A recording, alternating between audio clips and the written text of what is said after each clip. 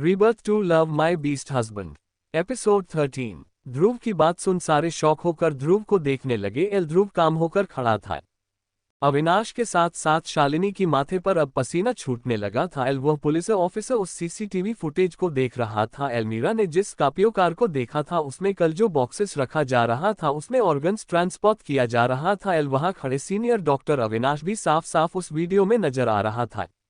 ध्रुव मुड़कर अपने आदमी को कुछ इशारा किया तो वह आदमी बाहर जाकर उन सारे नर्सिस को अंदर ले आया, जो असल में नर्सिस नहीं सिर्फ नर्स के भेष में खड़े थे। उनके हालत इस वक्त बहुत ही खराब था क्योंकि ध्रुव ने उनका हालत खराब किया था। और उनके साथ साथ वह सारे बॉक्सेस भी वहां ले आकर रखा गया था जिसमें उन पेशेंट्स के ऑर्गन्स थे।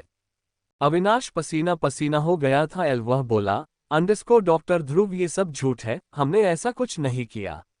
उद्धरण चिन्ह। अविनाश आगे कुछ कहता उससे पहले ही ध्रुव ने उसके मुंह पर एक जोरदार पंच मारा। फिर मुड़कर अविनाश के आदमियों को घूरा। वह लोग एक साथ कराहते हुए बोले, अंडरस्को, ये सब करने हमें डॉक्टर अविनाश ने ही कहा था। ये हमें करोड़ों में सेटल भी किया था, तो हम लोग पैसे के लालच में आकर यह सब कर गए। ध्रुव जाकर ऑफिसर से कहा, अंडरस्को, इन सब की मौत की जिम्मेदार डॉक्टर मीरा नहीं, डॉक्टर अविनाश है। इसने अभी अभी कहा कि मीरा ने जो पेशेंट्स को इंजेक्शन दिया है उससे सारे पेशेंट्स मर गए हैं, लेकिन मीरा ने कल सिर्फ एक पेशेंट को इंजेक्शन दिया था जो ग्लूकोज का था। तभी ऑफिसर ने कहा, अंडरस्कोर डॉक्टर अविनाश ने हमें सीसीटीवी फुटेज दिया है डॉक्टर ध्रुव, उसमें साफ साफ दिखा रहा है कि मीरा खुद इस इंजेक्शन लगाया है।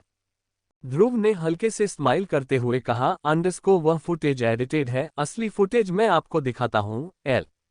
बोलते हुए ध्रुव ने अपने गॉड से लैपटॉप लिया, फिर असली सीसीटीवी फुटेज ऑन किया। फिर ऑफिसर को समझाते हुए कहा, अंडरस्को, अविनाश ने जो सीसीटीवी फुटेज दिखाया है उसके फुटेज के अनुसार ठीक 8:15 पर मीरा ने सारे पेशेंट्स को इंजेक्शन लगाया है, लेकिन असली फुटेज में उस वक्त हॉस्पिटल में लाइट्स के साथ छेड़खानी किया गया था और उस वक्त मीरा जनरल वार्ड में अपने पेशेंट्स के साथ नहीं बल्कि अपने केबिन में थी। ध्रुव बोलते हुए ऑफिसर्स को सबूत दिखाने लगा। तभी एक और सीसीटीवी फुटेज ऑन हुआ जिसमें अंधेरे में अविनाश के कुछ असमिया जो नर्स के भेष में थे वह सारे एक साथ मीरा के पेशेंट्स को वह इंजेक्शन लगा दिया था। और जैसे ही लाइट्स ऑन हुआ वह सारे एक साथ हॉस्पिटल से बाहर भी निकल गए थे। मीरा हैरानी से ध्रुव को देख रही थी। उसे बिल्कुल पता नहीं चला था कि उसके आसपास इतना सब हुआ है। कुछ ही मिनटों में ध्रुव ने उसे सही साबित कर दिया था, लेकिन वह उसे रुकापन से क्यों देख रहा है। अब जाकर मीरा के जान में जान आ गई थी, लेकिन ध्रुव उसके और देख ही नहीं रहा था। वह ऑफिसर मीरा के हाथ में बांधे हथकड़ी निकाले, फिर जाकर अविनाश का काला कसके पकड़कर वहां से ले चले गए। शालिनी का चेहरा गुस्से से भर गया था और वह नफरत से मीरा को देखने लगी। अब उसका बनी बनाए प्लान पल भर में फ्लॉप हो गया था। वही ध्रुव की तीखी नजर शालीन पर आ टिकी थी। आज जो कुछ भी हुआ था उसके पीछे जितना अविनाश का हाथ था उससे कहीं ज्यादा शालिनी शामिल थी। लेकिन ध्रुव ने एक बार भी उसका नाम नहीं लिया, बल्कि इसका मास्टरमाइंड डॉक्टर शालिनी थी। और यह बात ध्रुव अच्छे से जानता था। शालिनी सीधे वहां से बाहर चली गई। वही मीरा एक टक ध्रुव को देख रही थी कि तभी उसकी नजर उस नर्स पर गई जिसने उसे रात में कहा था कि सिर्फ उसके पेशेंट्स के खाने में जहर मिलाया है। क्या इस काम को भी अविनाश ने अंजाम दिया था? खैर, अब उसे उसका सजा मिल गया था। ध्रुव सीधे अपने केबिन में चला गया। वही मीरा ने उससे एक नजर देखा, फिर अपने मन में बोली, अंडरस्को, ध्रुव मुझसे नाराज क्यों है? मैं उनसे ही पूछ लेती हूँ। मीरा सीधे ध्रुव के पीछे ही चली गई। ध्रुव केबिन में जाकर अपने रिवॉल्विंग चेयर पर बैठ और अपने लैपटॉप को ओपन करने लगा। तभी केबिन का डोर नॉक हुआ। ध्रुव ने एक नजर सामने देखा, सामने मीरा खड़ी थी। लेकिन ध्रुव ने उसे इग्नोर कर अपने काम में लग गया। मीरा का दिल भारी होते जा रहा था। वह उसके बाहों में सिमटना चाहती थी। रोते हुए बहुत कुछ बताना चाहती थी, लेकिन ध्रुव का ये रूठापन। वह खुद ही अंदर जाते हुए ध्रुव बोली, अंडरस्को, आप मुझसे नाराज है ध्रुव? मीरा का आवाज लड़खड़ा रहा था क्योंकि उसे इस वक्त रोना आ रहा था। ध्रुव ने उसे कोई जवाब नहीं दिया, लेकिन हाँ, मीरा का रोना उसे तकलीफ जरूर दे रहा था। ध्रुव को कुछ ना कहता देख मीरा के आंखों से आंसू बह गए। उसे अजीब सी घुटना सा हो रहा था। वह ध्रुव के करीब जाकर उसके चेहरे के पीछे गई, फिर अपने कांपती हाथ को पीछे से ही उसके सीने तक ले आकर उसके कंधे पर अपना चेहरा टिकाकर बोली, अंडरस्को, आप प्लीज मुझसे बात करिए ना ध्रुव, मुझे इस वक्त बहुत तकलीफ महसूस हो रही है। मीरा की आंखों से बह रही आंसू ध्रुव के कंधे पर गिर रहे थे। ध्रुव ने मीरा के हाथों को झटकाया, फिर अपने चेहरे को उसके और घुमाया। मीरा अब रो रही थी। उसे इस हालत में ध्रुव का रूखापन बर्दाश्त ही नहीं हो रहा था। ठाकुर मैंशन। सोफे पर बैठे सर्वाक्ष अपने फोन स्क्रॉल करते हुए बार बार रात्रि को अपनी तिरछी निगाहों से देख रहा था। रात्रि इस वक्त एक पिंक कलर बाथरोब पहनी इस वक्त उसके बगल में ही बैठी थी। उसके बाल गीले थे और कुछ कुछ पानी के बूंदे गिरते हुए उसके सीने में उतरते जा रहे थे। लेकिन रात्रि का ध्यान तो सिर्फ इस वक्त ब्रेड पर बटर लगाने में था। वह 2 ब्रेड पर बटर लगाकर सर्वाक्ष की तरफ बढ़ाते हुए बोली, अंडरस्को ये लीजिए अक्ष। उद्धरण चिन्ह। I am not hungry. Sarvaksh ने थोड़ा रूखापन से कहा। रात्रि का चेहरा अचानक से गुस्से से भर गया। वह गुस्से से उस पर चिल्लाते हुए कुछ कहने को हुई कि तभी सर्वाक्ष का फोन रिंग होने लगा तो वह उठकर सीधे बालकनी में चला गया।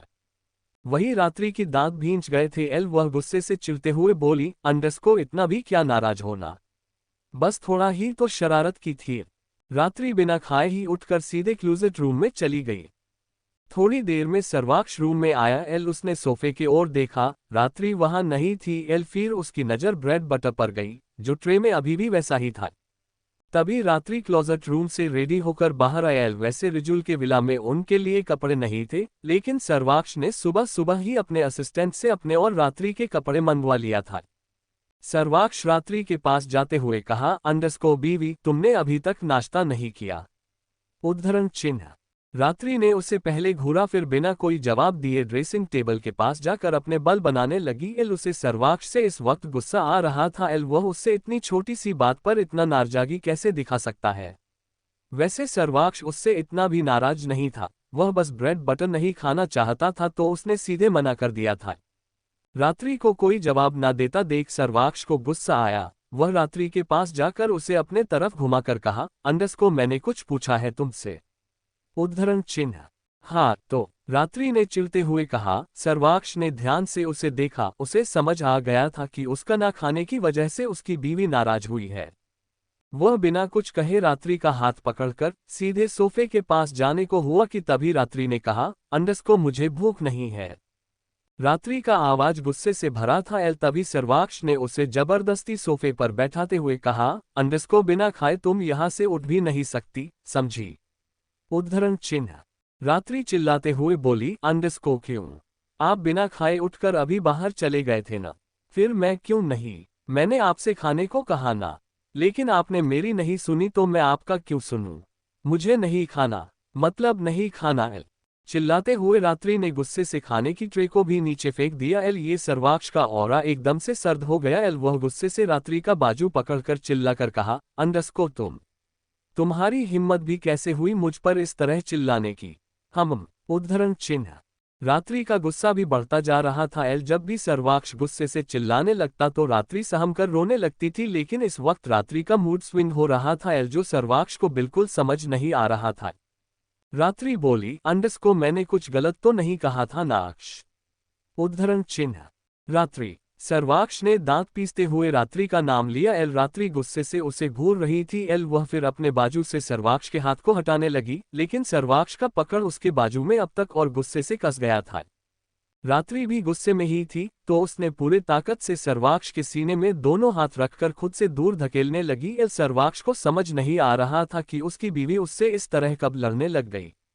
सर्वाक्ष उसके बाजू छोड़ कुछ कहना ही चाह कि रात्रि ने उसे दूर धकेला, लेकिन इसी दौरान उसका हाथ गलती से सर्वाक्ष के गाल पर जोर से लग गया। चटाक। उद्धरण चिन्ह। सर्वाक्ष का चेहरा एक तरफ झुक गया। वही रात्रि की आंखें हैरानी से बड़ी हो गई थी। उसने अपने हाथ को देखा फिर सर्वाक्ष के गाल को। सर्वाक्ष का जबड़ा कस गया था। उसकी बीवी ने आज सीधे उसके गाल पर थप्पड़ जड़ दिया था जिसका उम्मीद उससे बिल्कुल नहीं था। सर्वाक्ष अपने लाल आंखों से उसके ओर देखने लगा। अक्ष मैंने। रात्रि बोलते हुए सर्वाक्ष का चेहरे पकड़ने को हुई, लेकिन सर्वाक्ष उससे अपने कदम पीछे लेते हुए कहा, अंडरस्को वेरी नाइस शॉट बीवी, वेरी गुड। पूर्ण विराम। उद्धरण चिन्ह। रात्रि की आंखें नम हो गए थे। वह रोते हुए उसके करीब बढ़ते हुए बोला, अंडरस्को अक्ष मैंने जानबूझकर नहीं मारा, वह तो गलती से। उद्धरण चिन्ह। सर्वाक्ष ने अपना ब्लॉसर उठाया फिर सीधे रूम से बाहर चला गया। वही रात्रि की दिल में अजीब सा दर्द का लहर उठ चुका था। उसे समझ नहीं आ रहा था कि उसने सर्वाक्ष पर हाथ कैसे उठा दिया। वह रोते हुए अपने दोनों हाथ को मुंह पर रखकर कहा, अंडरस्को मैंने उन पर हाथ उठाया। मैं। उद्धरण चिन्ह। रात्रि फिर रोते हुए बाहर भाग गई। मेंशन के बाहर इस वक्त सर्वाक्ष का कार अभी भी खड़ा था। एल पैसेंजर सीट पर रवीश बैठा हुआ था। एल और वह बार बार मुड़कर बैक सीट पर बैठे सर्वाक्ष को घूरता तो कभी मेंशन की तरफ, क्योंकि सर्वाक्ष रात्रि के बिना ही कार में आकर बैठा था। रात्रि भाभी कहाँ है अक्ष? उसने आखिर में सर्वाक्ष से पूछ ही लिया। सर्वाक्ष अपना सर बैकसीट पर सर टिका कर अपने आंखें बंद करा था। एल उसने रवीश को कोई जवाब नहीं दिया। एल जवाब देता भी क्या, उसका दिमाग ही खराब हो रखा था। एल तभी उसे रवीश का एक बार फिर आवाज सुना। रवीश ने कहा, अंडस्को भाभी, आप रोक क्यों रही है? उद्धरण चिन्ह। रात्रि अब तक कार के पास आ गई थी। एल और रोते हुए सर्वाक्ष को देख रही थी। एल रवीश को समझ आ गया था कि जरूर कुछ अक्ष और रात्रि के बीच गड़बड़ हुआ है। वह रात्रि से बोला, अंडस्को भाभी, आप पहले कार में बैठिए, हम घर जाकर बात करेंगे।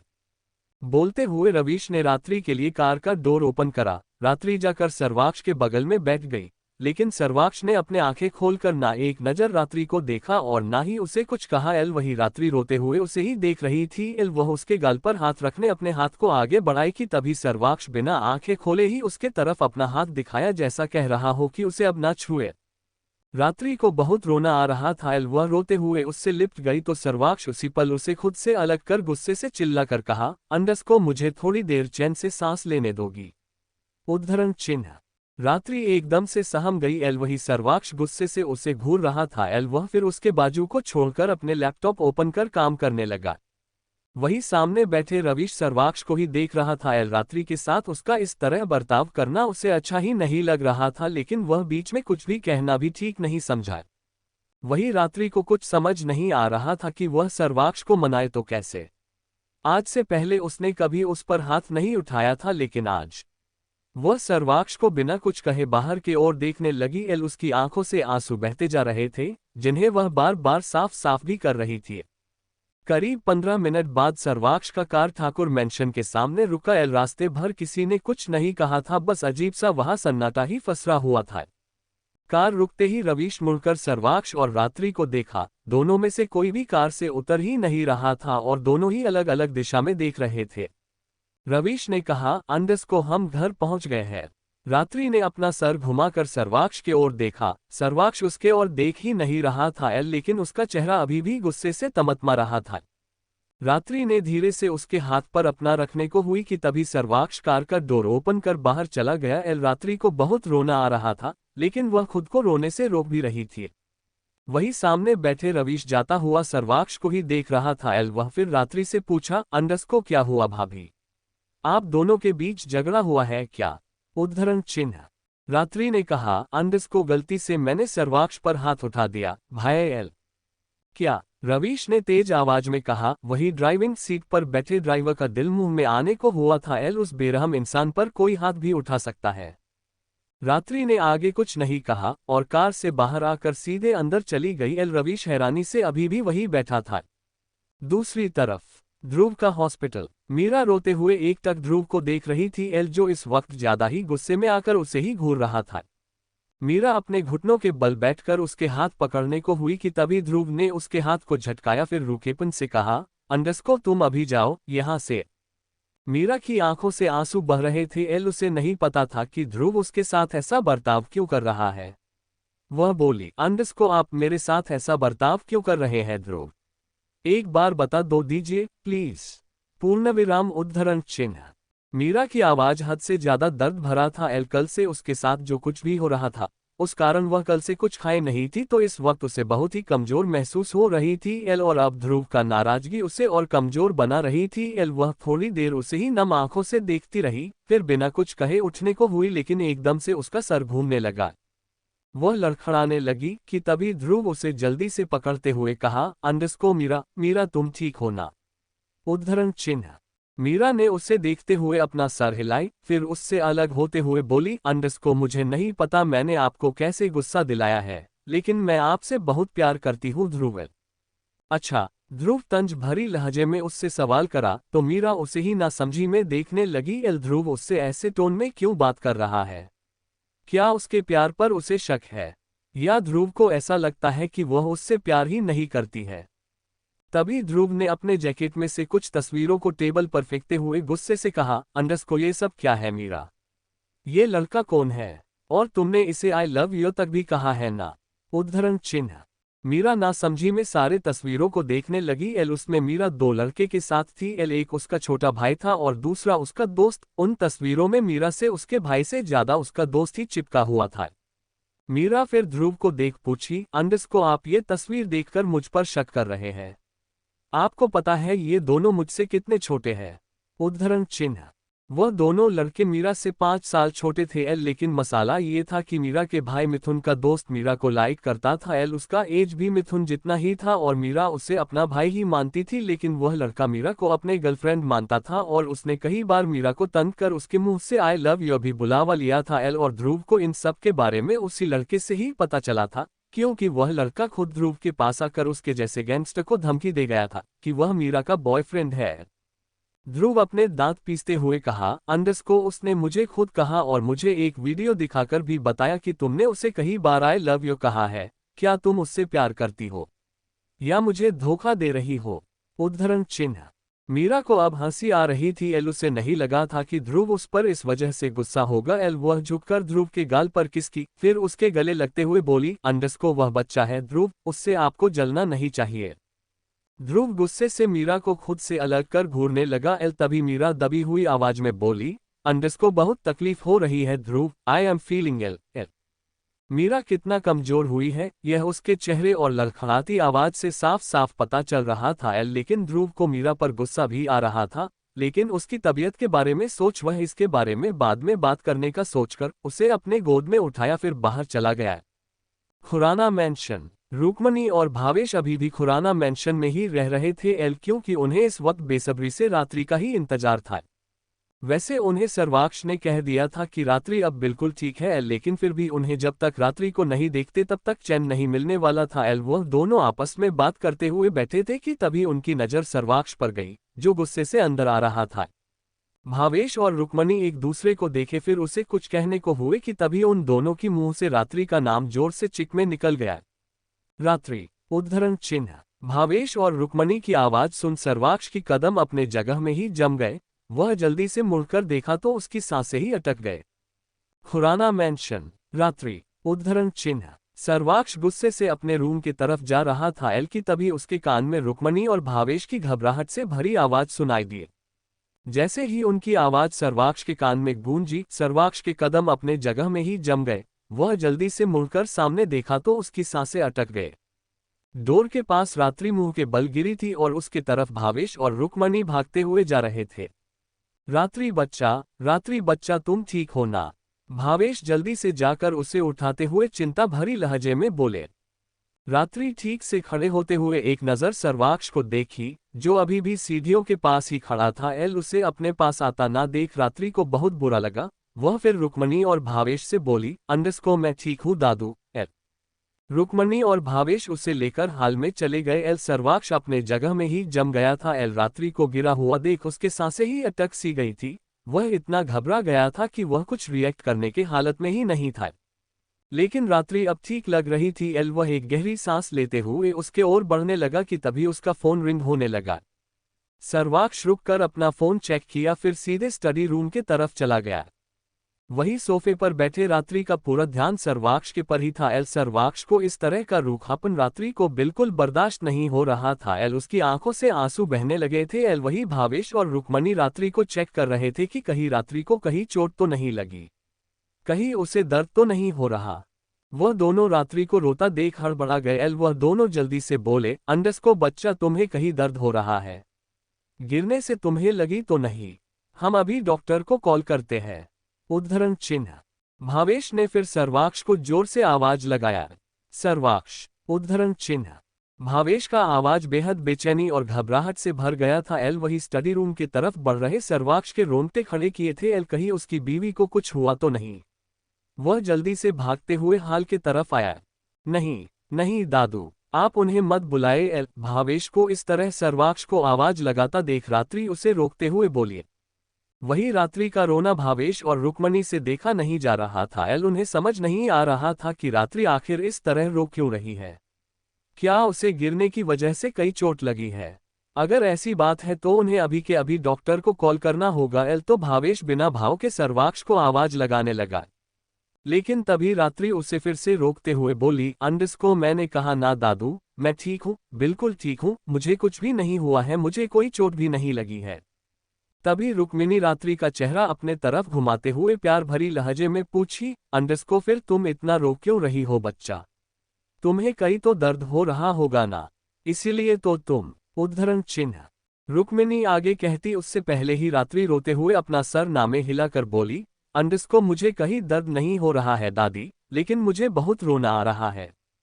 तभी रुक्मिणी ने उससे पूछा, अंडस्को क्यों बच्चा, क्या हो गया, कहीं अक्ष और तुम्हारे बीच कुछ? तभी रात्रि रोते हुए बोली, अंडस्को मैं आजकल बहुत बुरी बन गई हूँ दादी, मेरे साथ क्या हो रहा है मुझे कुछ समझ नहीं आ रहा है, मैं ठीक हूँ या नहीं मुझे ये भी पता ही नहीं चल रहा। मुझे बात बात पर बहुत गुस्सा आने लगा है, मैं बिना वजह उनसे लड़ लेती हूँ, उन पर गुस्सा करते हुए चिल्लाने लगती हूँ, मुझे अचानक से चिड़चिड़ महसूस होने लगती है दादी, कभी मुझे गुस्सा आ जाता है तो मैं कभी शांत हो जाती हूँ, मेरे साथ कुछ अजीब सा हो रहा है दादी, मैं कुछ समझ नहीं पा रही, मुझे ऐसा लगता है कि मैं बदल गई हूँ, बिल्कुल बुरी बन गई हूँ, मुझे कुछ हो गया दादी, अगर मेरे बर्ताव ऐसा ही रहा तो मैं गिल्ट में एक दिन मर जाऊंगी। आपको पता है मैंने आज बिना बात के उन पर हाथ उठा दिया, मेरा मन कर रहा है कि मैं अभी खुद को खत्म कर दूं। बोलते हुए रात्रि जोर जोर से रोने लग गई। उसे यकीन नहीं हो रहा था कि उसने सर्वाक्ष पर ऐसे हाथ कैसे उठा लिया, जबकि सर्वाक्ष उसे सिर्फ नाश्ता कराने के लिए जिद करा रहा था। उसमें उसकी कोई गलती नहीं थी, फिर भी वो गुस्से में आकर उसके गाल पर जोर से तमाचा झाड़ दिया था, जो बिल्कुल गलत था। रात्रि रोते हुए सर्वाक्ष के बारे में सोचे जा रही थी। वही रुक्मिणी गौर से रात्रि को देख रही थी। वो फिर उसे अपने गले से लगाते हुए बोली, अंडस्को बेवकूफ लड़की, ऐसा होना प्रेगनेंसी में नॉर्मल है, तुम्हारा इस तरह मूड बदलना ये प्रेगनेंसी का एक लक्षण होता है बच्चा, इससे तुम बुरी या गलत नहीं हो सकती, ये तुम्हारी हालत है। हर प्रेगनेंसी वुमन के साथ ऐसा होता है, कुछ वक्त तक होता है, उसके बाद बिल्कुल नॉर्मल हो जाता है।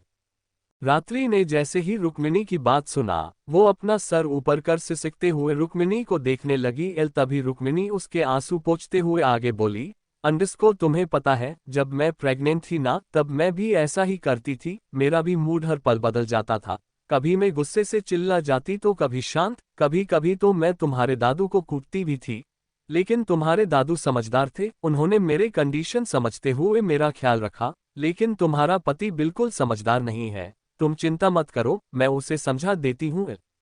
रुक्मिणी को सर्वाक्ष पर बहुत गुस्सा आ रहा था। ये सब सर्वाक्ष को समझना चाहिए था, क्योंकि रात्रि इस वक्त प्रेग्नेंट थी, उसका मूड स्विंग होना एक कॉमन सी बात थी, तो इस पर सर्वाक्ष को ध्यान रखना था, ना ही रात्रि को। तो सर्वाक्ष को डांटते रुक्मिणी ने ये सब बोला।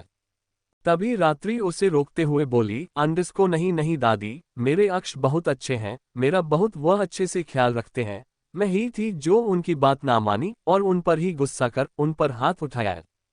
रुक्मिणी ने बस अपना सर हिलाया, लेकिन वो सर्वाक्ष को समझाने के ख्याल से पीछे नहीं हट सकती थी। उसे सर्वाक्ष को समझाना ही होगा, अगर वह ऐसा नहीं करती तो रात्रि को स्ट्रेस में गुजरना होगा, जो एक प्रेग्नेंट औरत के लिए बिल्कुल ठीक नहीं था। रात्रि अभी भी रोते हुए रुक्मिणी के गले लग गई थी। वहीं सर्वाक्ष सीढ़ियों के पास खड़ा था और उसने रात्रि और रुक्मिणी की सारी बातें सुन ली थी, और उसे एहसास भी हो रहा था कि उसने रात्रि पर गुस्सा करके रात्रि को इतना रुला के बहुत बड़ी गलती कर दिया है।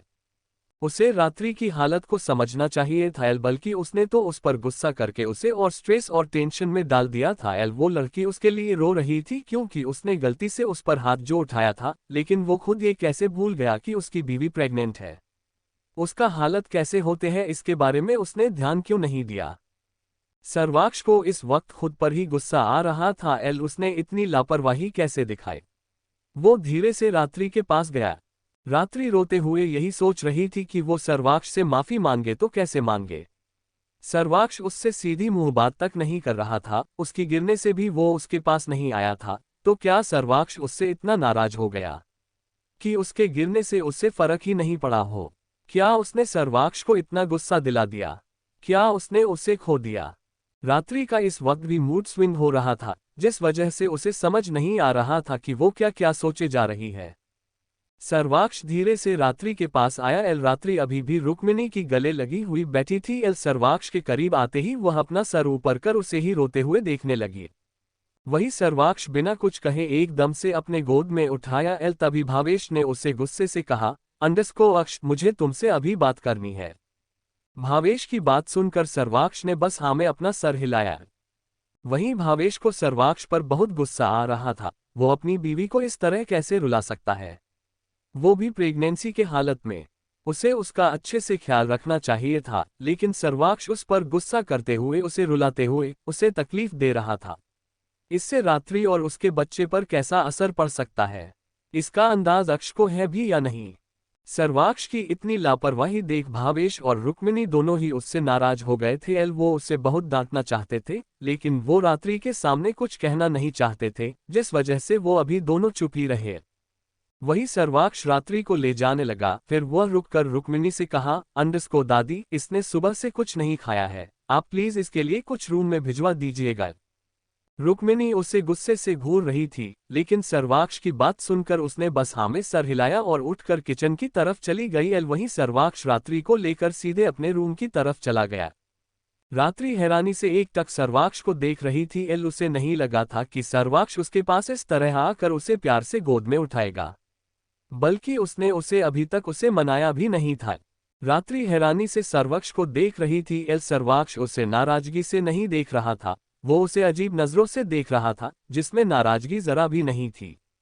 रात्रि नम आंखों से उसे देख रही थी। उसे समझ नहीं आ रहा था कि सर्वाक्ष ने उसे माफ किया या नहीं। वही सर्वाक्ष रात्रि को अपने रूम में ले गया, फिर आराम से उसे बेड पर बिठाकर उसके बेहद करीब बैठ गया। रात्रि के आंखों से आंसू बहने लगे। वो रोते हुए बोली, अक्ष मैं उद्धरण चिन्ह। रात्रि आगे कुछ कहती उससे पहले ही सर्वाक्ष ने उसके होठों पर अपनी एक उंगली रखा, जैसे कह रहा हो कि कुछ ना कहो। रात्रि रोते हुए उसके गले से लग गई। वही सर्वाक्ष की आंखें कसके बंद हो गए। वह उसके पीठ को सहलाते हुए कहा, रोना बंद करो बीवी, मुझे बहुत तकलीफ हो रहा है। रात्रि रोते हुए अपना सर ऊपर कर उसके आंखों में देख बोली, मैंने आप पर जानबूझकर नहीं। उद्धरण चिन्ह। मुझे पता है तुमने जानबूझकर नहीं मारा, गलती से लग गया, अब शांत हो जाओ। सर्वाक्ष रात्रि को अपने बाहों में भरकर लेटते हुए उससे कहा। रात्रि अभी भी रो रही थी। वह बोली, आई एम सॉरी। पूर्ण विराम उद्धरण चिन्ह। सर्वाक्ष रात्रि के पूरे चेहरे पर किस करते हुए कहा, माफी मुझे मांगनी चाहिए बीवी, मुझे तुम्हारे हालत समझना चाहिए, लेकिन मैंने तुम पर गुस्सा किया, आई एम सॉरी।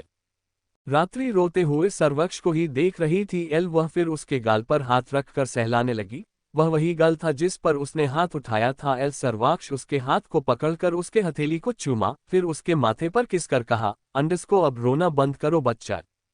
रात्रि सर्वाक्ष के चेहरे को अपने हाथों में भरकर बिना रुके चूमने लगी। उसका किस बेहद बेचैनी और डेस्परेट से भरे हुए थे। सर्वाक्ष उसे ही देख रहा था। वह फिर उसके गाल को सहलाते हुए धीरे से उसके होंठों को अपने होंठों के गिरफ्त में लेकर किस करने लगा। रात्रि को अब जाकर सुकून महसूस हो रहा था। जब से सर्वाक्ष उससे रूठा था, तब से उसे तकलीफ सा महसूस हो रहा था, लेकिन अब उसे सिर्फ सुकून महसूस हो रहा था। थोड़ी ही देर में रात्रि की सांसें फूलने लगे तो वह छटपटाने लगी। सर्वाक्ष ने उसके होंठों को रिहाकर फिर उसके चेहरे को चूमने लगा कि तभी रूम का डोर नॉक हुआ। सर्वाक्ष को पता था इस वक्त कौन हो सकता है। वह रात्रि के माथे पर बेहद प्यार से चूमा, फिर उससे अलग होकर डोर के पास गया। रात्रि की सांसें उखड़ गए थे। वह खुद को नॉर्मल करने की कोशिश करते हुए सामने देखने लगी। बाहर एक मेड खड़ी थी जो रात्रि के लिए खाना ले आई थी। सर्वाक्ष उसके हाथ से खाने का ट्रे लिया, फिर रात्रि के पास आकर बैठ गया। रात्रि अभी भी सर्वाक्ष को देख रही थी। वह कसके उसके गले लगते हुए बोली, अक्ष अगर मैंने कोई गलती की तो आप मुझ पर चिल्लाकर मुझे 2-3 थप्पड़ भी लगाए, लेकिन मुझसे दूरी बनाकर मत रहिए, मुझसे सहा नहीं जाता। रात्रि की बातें सर्वाक्ष को तकलीफ दे गए, क्योंकि रात्रि जितना रो रही थी उतना उससे उसकी लापरवाही याद दिला रही थी। सर्वाक्ष झुककर रात्रि सर पर किसकर कहा, मैं गुस्से में आकर तुम पर चिल्ला सकता हूँ, लेकिन तुमसे दूरी बनाकर मैं भी जी नहीं सकता बीवी, तुम्हारे बिना सर्वाक्ष खुराना की सांसें भी नहीं चलते, और आज जो कुछ भी हुआ उसमें गलती मेरी भी है। आई एम सॉरी बीवी, आई एम सो सॉरी। रात्रि अपना सर ऊपर कर सर्वाक्ष को देखने लगी। सर्वाक्ष उसे गिल्ट भरी नजरों से देख रहा था। रात्रि अपना सर ऊपर कर उसके होंठों पर किसकी, फिर उससे बोली, बहुत भूख लगी है अक्ष, मुझे कुछ खिलाए ना।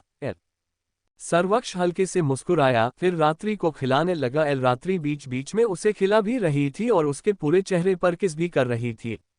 वहीं दूसरी तरफ ध्रुव मीरा को लेकर सीधे उसके अपार्टमेंट में चला गया था।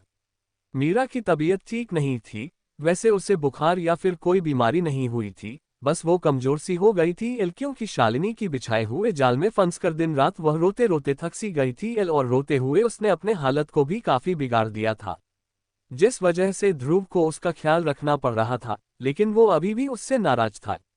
मीरा जिस तरह अपने भाई के दोस्त से छुपकी हुई थी, जिस तरह उस लड़के से आई लव यू कहा था, उससे ध्रुव का दिमाग खराब हो रखा था। वैसे वो मीरा से 5 साल से कम उम्र का लड़का था एल, और वो मीरा की भाई का दोस्त था, जिसे मीरा हमेशा उसे अपना भाई ही मानती थी, लेकिन वो लड़का थोड़ा पागल सा था। उसे मीरा बहुत पसंद थी, तो उसने ध्रुव को धमकी दी थी, लेकिन वो ये नहीं जानता था कि ध्रुव सिर्फ डॉक्टर ही नहीं, एक गैंगस्टर भी है। मीरा इस वक्त बेड पर लेटे एक तक ध्रुव को देख रही थी। शालिनी और डॉक्टर अविनाश ने जो मीरा के खिलाफ जाल बिछाया था, उससे मीरा लगभग फंस चुकी थी। अगर सही वक्त पर ध्रुव नहीं आता तो वो चाहकर भी अपने आप को सही साबित नहीं कर पाती थी एल, और इस वक्त जेल में होती, उसकी जिंदगी खराब हो जाता एल। लेकिन ध्रुव आकर जो इल्जाम लगाया था, वो सब कुछ हटाकर सच का पर्दाफाश कर दिया था। उसे उम्मीद ही नहीं था कि उस वक्त ध्रुव आकर उसे बचा लेगा, लेकिन सही वक्त पर वह आ चुका था और उसे उसकी इज्जत सब कुछ बचा लिया था। मीरा इस वक्त बेहद प्यार भरी निगाहों से ध्रुव को देख रही थी एल। ध्रुव उसके बगल में ही बैठा था, लेकिन वो उसे नाराजगी से देख रहा था। तभी मीरा ने आगे बढ़कर उसके गाल पर हाथ रखने को हुई कि तभी ध्रुव ने उसके हाथ को झटका दिया। ध्रुव कोई बच्चा लग रहा था एल। मीरा हंसते हुए उससे लिपट कर बोली, अंडरस्को मुझे पता है आप किस लिए नाराज हैं, लेकिन आपकी नाराजगी की वजह है ना, वो बहुत ही बेतुका है। ध्रुव घूर कर मीरा को देखने लगा, तभी मीरा उसे समझाते हुए बोली, अंडरस्को वो लड़का थोड़ा पागल सा है ध्रुव, हफ्ते में उसे मुझे दो इंजेक्शंस भी देना पड़ता है, उसका तबीयत भी इतना अच्छा नहीं है, वो थोड़ा फाइस्को टाइप का लड़का है, वो मेरा भाई है, तुम उस छोटे से बच्चे की बात पर आकर मुझसे इतना नाराज कैसे हो सकते हैं? वो मेरा भी भाई है, इससे ज्यादा कुछ नहीं है, और आपको उस लड़के से इतना जलने की जरूरत नहीं थी। ध्रुव थोड़ी देर उसे नाराजगी से देखता रहा, फिर उसने कहा, अंडरस्को तुम सच कह रही हो ना? तभी मीरा ने उसे कहा, अंडरस्को मैं आपसे झूठ क्यों कहूंगी, मैं आपसे प्यार करती हूँ, वो तो मेरा भाई जैसा है, आप उसके बातों में कैसे आ सकते हैं? ध्रुव एक तक मीरा को देखता रहा, फिर उसे उसकी बात सही लगने लगी, तो वो अपना सर हिलाते हुए मीरा से कहा, अंडरस्को ठीक है, अगर तुम उसे भाई मानती हो तो मुझे इससे कोई फर्क नहीं पड़ता, लेकिन याद रखना तुम्हें मेरे अलावा किसी को भी आई लव कहने की जरूरत नहीं है, चाहे वो उम्र से छोटा हो या उम्र से बड़ा, ये शब्द तुम्हें सिर्फ मुझे सुनाना है, बाकी किसी को नहीं, समझी? उद्धरण चिन्ह। बोलते हुए ध्रुव का चेहरा गुस्से से भर गया था। ध्रुव की धमकी भरा वार्न सुनकर मीरा ने अपना सर हाँ में हिलाया, फिर उससे लिपटते हुए बोली, अंडरस्को थैंक यू ध्रुव, आपने सही वक्त पर आकर मुझे बचा लिया, वरना डॉक्टर अविनाश के बिछाए हुए जाल में फंसकर मैं अपनी करियर और अपनी जिंदगी दोनों बर्बाद कर लेती। ध्रुव ने जैसे ही डॉक्टर अविनाश का नाम सुना, उसके दिमाग में डॉक्टर शालिनी घूमने लगी एल। उसका चेहरा गुस्से से तमतमा उठा। ध्रुव मीरा को अपने आप से चिपकाकर उसकी पीठ को सहलाते हुए कहा, अंडरस्को जब तक मैं तुम्हारे साथ हूँ तब तक तुम्हारा कोई कुछ नहीं बिगाड़ सकता, तुम मिसेज ध्रुव बनने वाली हो, तुम्हारे साथ कोई कुछ नहीं कर सकता। और रही बात डॉक्टर अविनाश और डॉक्टर शालिनी, ध्रुव अपनी बात पूरी भी करता उससे पहले ही मीरा ना समझी में उसकी ओर देखते हुए शालिनी के नाम लिए। ये जो कुछ भी आज हॉस्पिटल में हुआ था, वहां शालिनी का जिक्र नहीं हुआ था, तो अब ध्रुव उसका नाम क्यों ले रहा है? मीरा ना समझी में ध्रुव को देखने लगी। तभी ध्रुव ने उससे समझाते हुए कहा, अंडरस्को तुम्हारे साथ जो कुछ भी किया गया था, उसके पीछे डॉक्टर अविनाश के साथ साथ डॉक्टर शालिनी का हाथ भी है। अविनाश तो एक जरिया था जो शालिनी ने अपने मकसद को पूरा होने के लिए उसे इस्तेमाल किया था, असली मास्टरमाइंड तो डॉक्टर शालिनी है, उसने ही तुम्हें इस तरह के जाल में फंसाया था। वो तुम्हें बर्बाद करना चाहती थी, क्योंकि तुम मेरे करीब आए, बल्कि उसे मेरे करीब आना था, उसे अपने काम में कामयाब होना था, लेकिन तुम बीच में आकर उसका दीवार बन गई। मीरा हैरानी से ध्रुव को देखने लगी, उसे शालिनी बिल्कुल पसंद नहीं थी, और जब भी शालिनी ध्रुव के पास जाती थी तो मीरा को बहुत ही इनसिक्योर का फील होता था एल। लेकिन वो शालिनी की खतरनाक इरादे से अनजान थी एल। वो इतना जानती थी कि शालिनी अच्छी लड़की नहीं है, लेकिन वो ये भी नहीं जानती थी कि शालिनी कितना खतरनाक है। तभी ध्रुव ने उसे समझाते हुए कहा, डॉक्टर शालिनी एक मकसद लिए मेरे हॉस्पिटल में अपॉइंट हुई है। वो मेरे पेशेंट्स के साथ खिलवाड़ करते हुए उनके ऑर्गन्स को ट्रांसपोर्ट करना चाहती है। मीरा का अपार्टमेंट। ध्रुव डॉक्टर शालिनी के बारे में मीरा को बताते हुए कहा, डॉक्टर शालिनी एक मकसद लिए मेरे हॉस्पिटल में अपॉइंट हुई है। वो मेरे पेशेंट्स के साथ खिलवाड़ करते हुए उनके ऑर्गन्स को ट्रांसपोर्ट करना चाहती है, लेकिन शालिनी इसमें मेरी मदद चाहती थी। वो मेरे करीब आकर मुझे यूज करना चाहती थी और मेरे जरिए वो मरीजों के अंगों को ट्रांसप्लांट करना चाहती थी, लेकिन मुझे पहले से ही उसका चाल समझ आ गया था। ये सब कहते हुए ध्रुव को अचानक से रात्रि याद आ गई थी, क्योंकि रात्रि ही थी जो उसे चेतावनी दी थी कि नए डॉक्टर से दूरी बनाकर रखना, जो बिल्कुल सही नहीं है। जिस वजह से ध्रुव ने शालिनी की सारी जानकारी निकाली थी और तभी उसे पता चल गया था कि डॉक्टर शालिनी किस मकसद से उसके हॉस्पिटल आई है। मीरा हैरानी से डॉक्टर ध्रुव को देख रही थी। वो बोली, अगर आपको पहले से ही डॉक्टर शालिनी की इरादा पता था तो आपने ये सब होने क्यों दिया ध्रुव? मेरे सारे मरीजों की मौत हो गई, वो सब तो बेगुनाह थे ना? मीरा के इस बात पर ध्रुव ने मुस्कुराते हुए कहा, वो कोई बेगुनाह नहीं थे मीरा, वो सारे लोग बिगड़े लोकल गुंडे थे जो आम लोगों के लिए हमेशा खतरा बनकर रह रहे थे। उद्धरण चिन्ह। मीरा हैरानी से ध्रुव को देखने लगी। तभी ध्रुव उसे समझाते हुए बोला, तुम्हारे सारे मरीजों का रिपोर्ट मैंने पहले ही पढ़ लिया था और वो काफी फिट और फाइन भी थे, तो मैंने उन्हें वक्त से पहले ही हॉस्पिटल से डिस्चार्ज करवा दिया था। और जो तुम्हारे वार्ड में लेटे हुए थे वो सारे लोग तुम्हारे असली मरीज नहीं थे, उन्हें मैंने ही जबरदस्ती लेटाया था ताकि शालिनी अपने काम में कामयाब हो और मैं उसे रंगे हाथ में पकड़ सकूं। मीरा हैरानी से ध्रुव को देखने लगी। उसे समझ क्यों नहीं आया कि वो इतने दिन तक अपने मरीजों का चेकअप नहीं कर रही थी, बल्कि वो वह लोग थे जो ध्रुव ने उसके मरीजों के जगह में लेटा दिया था। मीरा हैरानी से बोली, पर ध्रुव। उद्धरण चिन्ह। मीरा ने अपनी बात अधूरा छोड़ दिया, क्योंकि ये सब उसे समझ नहीं आ रहा था और उसे ध्रुव से क्या कहना चाहिए। तभी ध्रुव ने उससे कहा, वो लोग वही जीने के लायक नहीं थे। अगर वो शालिनी उन्हें नहीं मारती तो मैं खुद उन्हें मार डालता, इसलिए मैंने उन्हें एक्सपेरिमेंट के तौर पर वहां लेटाया था और उन्हें डॉक्टर शालिनी की जाल में फंसकर मरना पड़ा। That's it. ध्रुव की बात सुन मीरा हैरानी से ध्रुव को देखने लगी थी। उसे समझ नहीं आया कि क्या ध्रुव इतना खतरनाक है कि वो किसी का जान भी ले सकता है। मीरा का उसे देखने का नजरिया ध्रुव को समझ आ गया था। वो धीमी आवाज में मीरा से कहा, मैं तुमसे शादी करना चाहता हूँ मीरा, मैं पूरी जिंदगी तुम्हारे साथ बिताना चाहता हूँ, लेकिन मेरी एक काला सच है जो तुम्हारा जानना बेहद जरूरी है। ध्रुव की ये बात सुन मीरा नासमझी में उसकी ओर देखने लगी। तभी ध्रुव ने उससे कहा, मैं सिर्फ एक डॉक्टर ही नहीं बल्कि एक गैंगस्टर भी हूँ। दुनिया के लिए मेरी पहचान सिर्फ डॉक्टर का है, लेकिन मेरा असली दुनिया अंडरवर्ल्ड से जुड़ी हुई है। मीरा की आंखें हैरानी से चौड़ी हो गई। मीरा को बिल्कुल यकीन नहीं हो रहा था कि ध्रुव एक गैंगस्टर है। वो हैरानी से ध्रुव को देखने लगी। तभी ध्रुव उसके चेहरे को अपने हाथों में भरकर उससे कहा, मैं गैंगस्टर हूं, इसका मतलब तुम ये मत समझना कि मैं गलत इंसान हूं। मैं सिर्फ उन्हें ही मारता हूं जो गलत होते हैं, मैं सिर्फ उन्हें ही सजा देता हूं जो गलत काम करने से पहले किसी के बारे में सोचते तक नहीं है। मैं सिर्फ उनके लिए बुरा हूं जो बुरा काम करते हैं। अगर मैं बुरा इंसान ही होता तो मैं कभी डॉक्टर नहीं बनता मीरा, इसलिए मुझे गलत समझने की हिम्मत मत करना। और तुम मेरा ये सच जानकर मुझसे दूर नहीं जा सकती, क्योंकि मैं तुम्हें जाने नहीं दे सकता। तुम मेरी जिंदगी हो और मैं तुम्हें अपनी बीवी बनाकर ही रहूंगा। ध्रुव को ऐसा लग रहा था कि मीरा उसकी गैंगस्टर वाली बात सुनकर उससे मुंह मोड़ लेगी या फिर उससे रिश्ता तोड़ देगी, लेकिन मीरा को इससे कोई फर्क नहीं पड़ा। हालांकि वो थोड़ा हैरान हुई थी, लेकिन उसे इससे कोई फर्क नहीं पड़ने वाला था। वो उससे सच्चे दिल से प्यार करती थी। वो जैसा भी रहे वो उसे एक्सेप्ट करने ही वाली थी। वो बिना कुछ कहे ध्रुव से गले लग गई, लेकिन ध्रुव को पहले थोड़ा समझ नहीं आया था, लेकिन बाद में उसे समझ आया कि मीरा को उसका गैंगस्टर होने से कोई लेन देन नहीं है। वो भी उससे गले लगकर उसके माथे पर प्यार से चूमा। दोनों ही एक दूसरे में खोए रहे।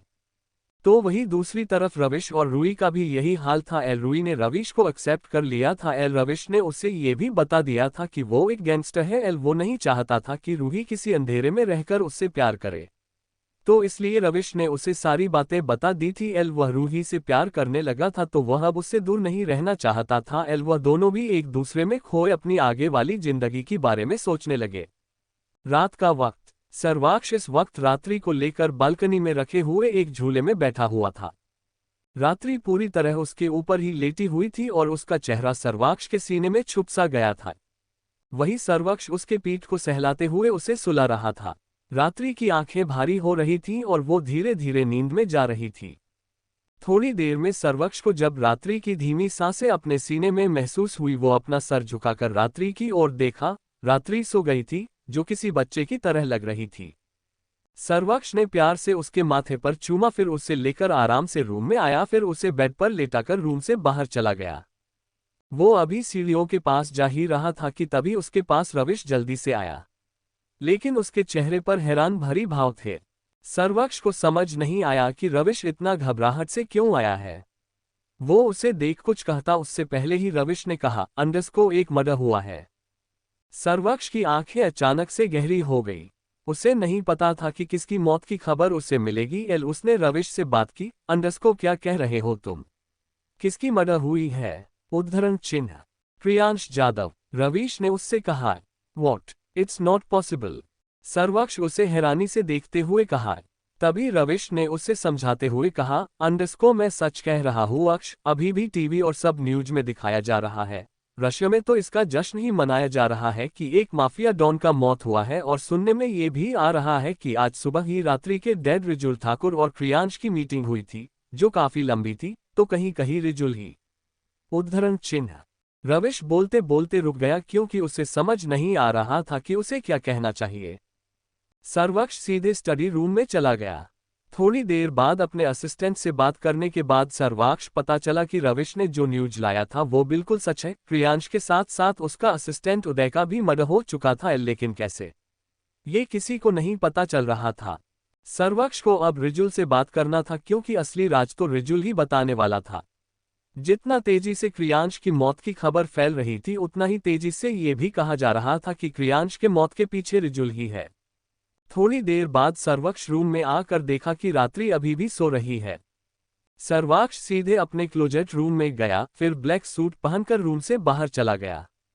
वो इस वक्त रिजुल से बात करना चाहता था, क्योंकि उसे जानना था कि क्रियांश यादव और उसके बीच ऐसी कौन सी लंबी मीटिंग हो गई और उसके बाद क्रियांश यादव का मौत कैसे हो गया। अगर क्रियांश और रिजुल के बीच लड़ाई हुई है, मतलब क्रियांश और रिजुल के बीच कोई दोस्ती का रिश्ता नहीं था। सर्वाक्ष को समझ नहीं आ रहा था कि वह रिजुल को सही समझता या फिर गलत। जब उसने पार्टी में रिजुल को क्रियांश के साथ देखा था, तो उसे लगा कि क्रियांश और रिजुल दोनों एक जैसे ही हैं। लेकिन उसे सब कुछ देखकर आज ऐसा लग रहा था कि रिजुल और क्रियांश के बीच सालों से दुश्मनी चल रही है। सर्वाक्ष का कार आकर करीब आधा घंटे बाद सीधे ठाकुर मेंशन के सामने रुका। सर्वाक्ष अपने कार से बाहर आया, फिर सीधे अंदर चला गया। एल हॉल में इस वक्त एकांश और रिजुल इस वक्त ड्रिंक का सिप लेते हुए बेहद शैतानी हंसी हंसते हुए एक टक न्यूज देख रहे थे। उनके चैनल पर इस वक्त एक रसिया का न्यूज चैनल ऑन था। और न्यूज में दिखाया जा रहा था कि क्रियांश यादव का मौत एक मिस्टीरियस तरीके से किया गया है। हालांकि ये बात यकीन करने वाली नहीं थी, लेकिन सच तो यही था कि क्रियांश यादव का मौत हो चुका था और उसकी बॉडी कई टुकड़े टुकड़े में मिले थे, जिससे साफ साफ पता चल रहा था कि रशिया के माफिया डॉन को मारने वाला एक और माफिया इस दुनिया में पैदा हो गया है। रिजुल और एकांश के चेहरे पर जो मुस्कान थी, वो देख साफ साफ पता चल रहा था कि इसके पीछे उनका ही हाथ था। लेकिन वो लोग इस पे कामयाब कैसे हो गए? क्रियांश कोई कच्चा खिलाड़ी तो नहीं था। अगर वो मर भी गए तो कैसे? वही डोर के पास खड़े सर्वाक्ष एक टक एकांश और रिजुल को ही तीखी नजरों से देख रहा था। एकांश और रिजुल के चेहरे पर जो मुस्कान बिखरा हुआ था, उससे सर्वाक्ष को यकीन हो गया था कि इसके पीछे जरूर इनका ही हाथ है। सर्वाक्ष उनके पास जाते हुए कहा, तो आप दोनों ने उसे खत्म किया? जैसे ही सर्वाक्ष की आवाज उन दोनों को सुनी, दोनों अपना सर ऊपर कर सर्वाक्ष की ओर देखने लगे। सर्वाक्ष बिना भाव के उन्हें ही देख रहा था। उसके पीछे ध्रुव और रविश भी आ खड़े थे। वो तीनों आगे चलकर रिजुल और एकांश के पास गए। वहीं रिजुल एक टक सर्वाक्ष के चेहरे के हाव भाव को पढ़ने की कोशिश कर रहा था, लेकिन सर्वाक्ष का चेहरा एकदम एक्सप्रेशनलेस था, तो उसे कुछ समझ नहीं आया। उसने कहा, अंडरस्को सालों पहले मैंने अपनी बीवी को खोया था, उस दर्द से मैं अभी भी उभर कर बाहर नहीं आया, तो ऐसे में मैं मेरी बेटी के साथ भी ऐसा होने कैसे दे सकता। प्रियांश जाधव मेरी बेटी पर गंदी नजर गड़ा बैठा था, तो मैं अपनी बेटी पर कोई रिस्क नहीं ले सकता था, तो इसलिए मुझे उसे खत्म करना ही पड़ा। सर्वक्ष बिना कुछ कहे एकटक रिजुल को देख रहा था। तभी रिजुल ने आगे कहा, अंडरस्को प्रियांश रात्रि के लिए रसिया से यहाँ आया था। पता नहीं रात्रि उसकी नजरे में कैसे आई थी, लेकिन उसका आने का एक मकसद ये भी था कि वह रात्रि के जरिए मुझसे भी बदल ले सके। उसे पता था मैं अपनी बेटी को ढूंढ रहा हूँ, इसलिए उसने पहले रात्रि को ढूंढा। वो रात्रि से मिलने हर तरह का कोशिश कर रहा था, लेकिन तुमने जो सिक्योरिटी मेरी बेटी के आसपास बढ़ाया था, उससे वो कभी रात्रि तक पहुंचा ही नहीं पाया। लेकिन तुम्हारी गैर मौजूदगी में उसने मेरी बेटी को किडनैप करने की कोशिश की। उसके साथ उसके आदमियां बदतर से भी बदतर बर्ताव की, जो मुझसे बिल्कुल बर्दाश्त नहीं हुआ था। मैंने उसको वार्न किया कि वो यहाँ से चले जाए और उसकी बेटी पर नजरें हटा ले, लेकिन प्रियांश जाधव जिद्दी था। उसने साफ साफ मना किया, तो मैंने उसे खत्म कर दिया। वैसे वो मेरी दुश्मन था, मैं उसे इस तरह इतना जल्दी खत्म नहीं करना चाहता था, लेकिन बात यहाँ मेरी बेटी की है, तो मैं इसमें कोई रिस्क नहीं लेना चाहता था। मैंने एक बार अपनी बीवी को खो दिया है, अब बची हुई मेरी बेटी को मैं कुछ नहीं होने दे सकता। अगर प्रियांश को मारने से मेरी बेटी पर जो खतरा है वो खत्म हो सकता है, तो मैंने ये कदम उठाने से पहले एक बार भी नहीं सोचा और तुरंत अपने जाल बिछाकर प्रियांश को मौत के घाट उतार दिया। हालांकि ये बहुत मुश्किल था, लेकिन मुझे करना ही था।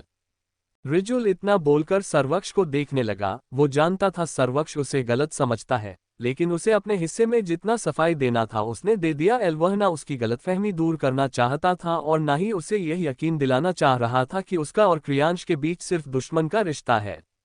सर्वाक्ष को प्रियांश ज्यादा से कोई लेना देना नहीं था। वो बस सही मौके का इंतजार कर रहा था ताकि इस प्रियांश जाधव का चैप्टर हमेशा हमेशा के लिए खत्म कर सके। लेकिन उसका ये ससुर पहले ही वो कदम उठा चुका था, तो वो अब रात्रि के लिए अब बेफिक्र था। हालांकि उसकी दुश्मन खत्म नहीं हुए थे। वो एक अंडरवर्ल्ड का आदमी था जहां दुश्मनों का कमी बिल्कुल नहीं होता था। कोई एक मर गया तो दूसरा पैदा भी हो जाते थे। उसे हमेशा अपनी बीवी को लेकर प्रोटेक्टिव रहना था और वो रहेगा भी। लेकिन प्रियांश जाधव का बात कुछ अलग था। वह रशिया का माफिया था जो उसके बराबर का टक्कर रखने वाला था। उसका इस तरह अंत होना एक तरफ से उसका ही लॉस हो गया था। वह उससे लड़ना चाहता था, लेकिन किस्मत ने मौका ही नहीं दिया।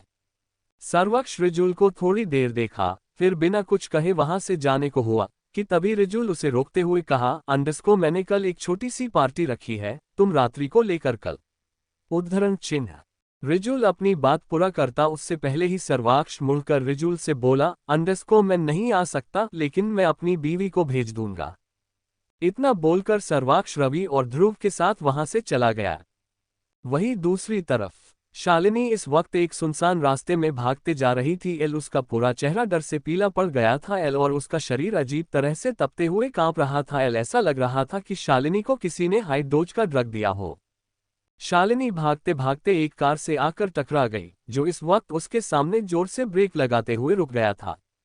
अचानक से कार को टकराने की वजह से शालिनी जाकर नीचे गिरी। वो फिर अपने सर ऊपर कर सामने देखी तो उसकी आंखें हैरानी से चौड़ी हो गई, लेकिन उसके आंखों में अचानक से चमक आ गई। वो जल्दी से उठकर कार के पास जाते हुए बोली, अंडरस्को ध्रुव, डॉक्टर ध्रुव, अच्छा हुआ आप आ गए। बोलते हुए शालिनी उस कार का डोर को खटखटाने लगी। ड्राइविंग सीट पर इस वक्त डॉक्टर ध्रुव बैठा था। उसके बगल में रविश और उसके पीछे वाले सीट में इस वक्त सर्वाक्ष बैठा था। वो तीनों गुस्से से शालिनी को देख रहे थे। ध्रुव कार से बाहर आया, फिर शालिनी की तरफ देखने लगा। शालिनी की हालत बहुत ही खराब थी, शायद उसे किसी ने ड्रग्स दिया था। शालिनी को हाई डोज का ड्रग दिया गया था, जिस वजह से उसके अंदर गर्मी फैलने लगी थी।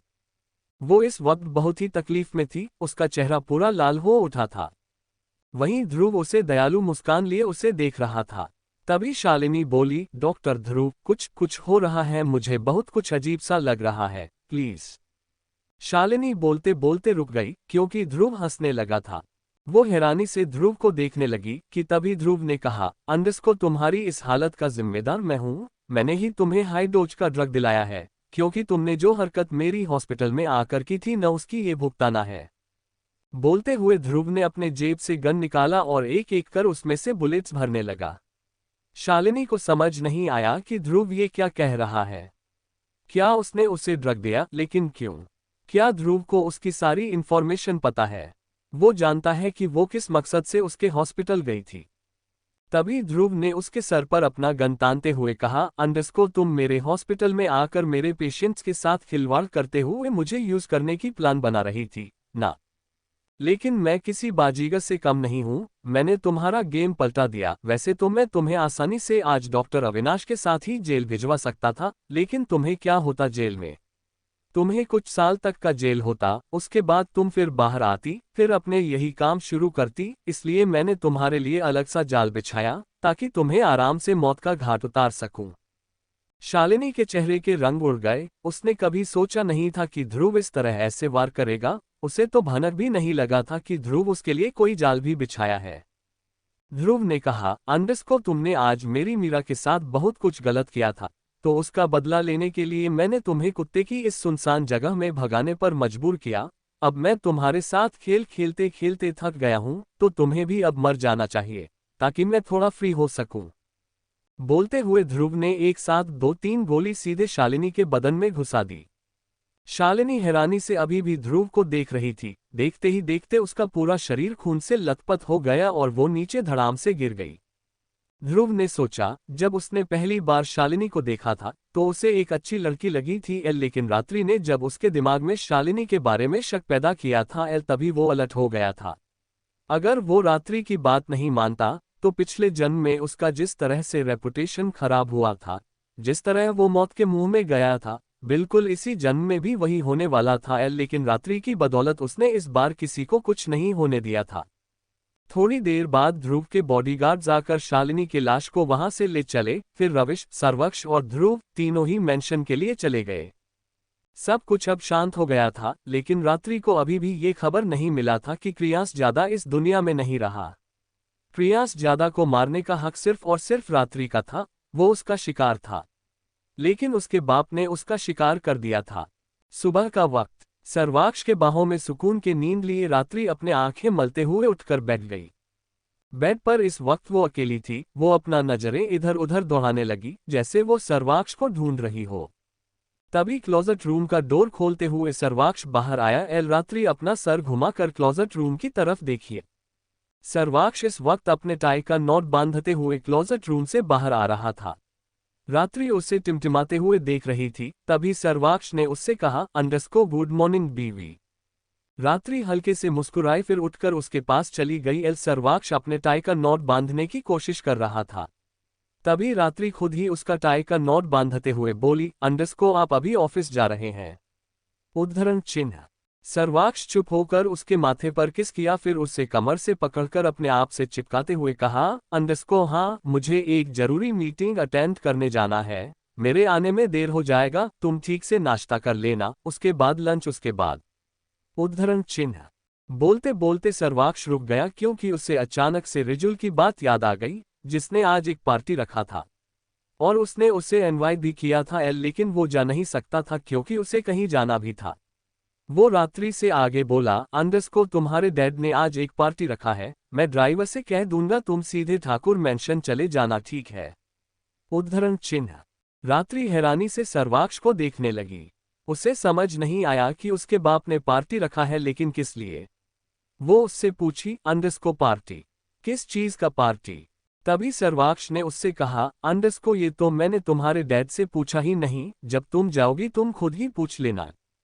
बोलते हुए सर्वाक्ष रात्रि के गाल को तपत पाया, फिर जाकर ड्रेसिंग टेबल के पास गया और अपनी घड़ी पहनने लगा।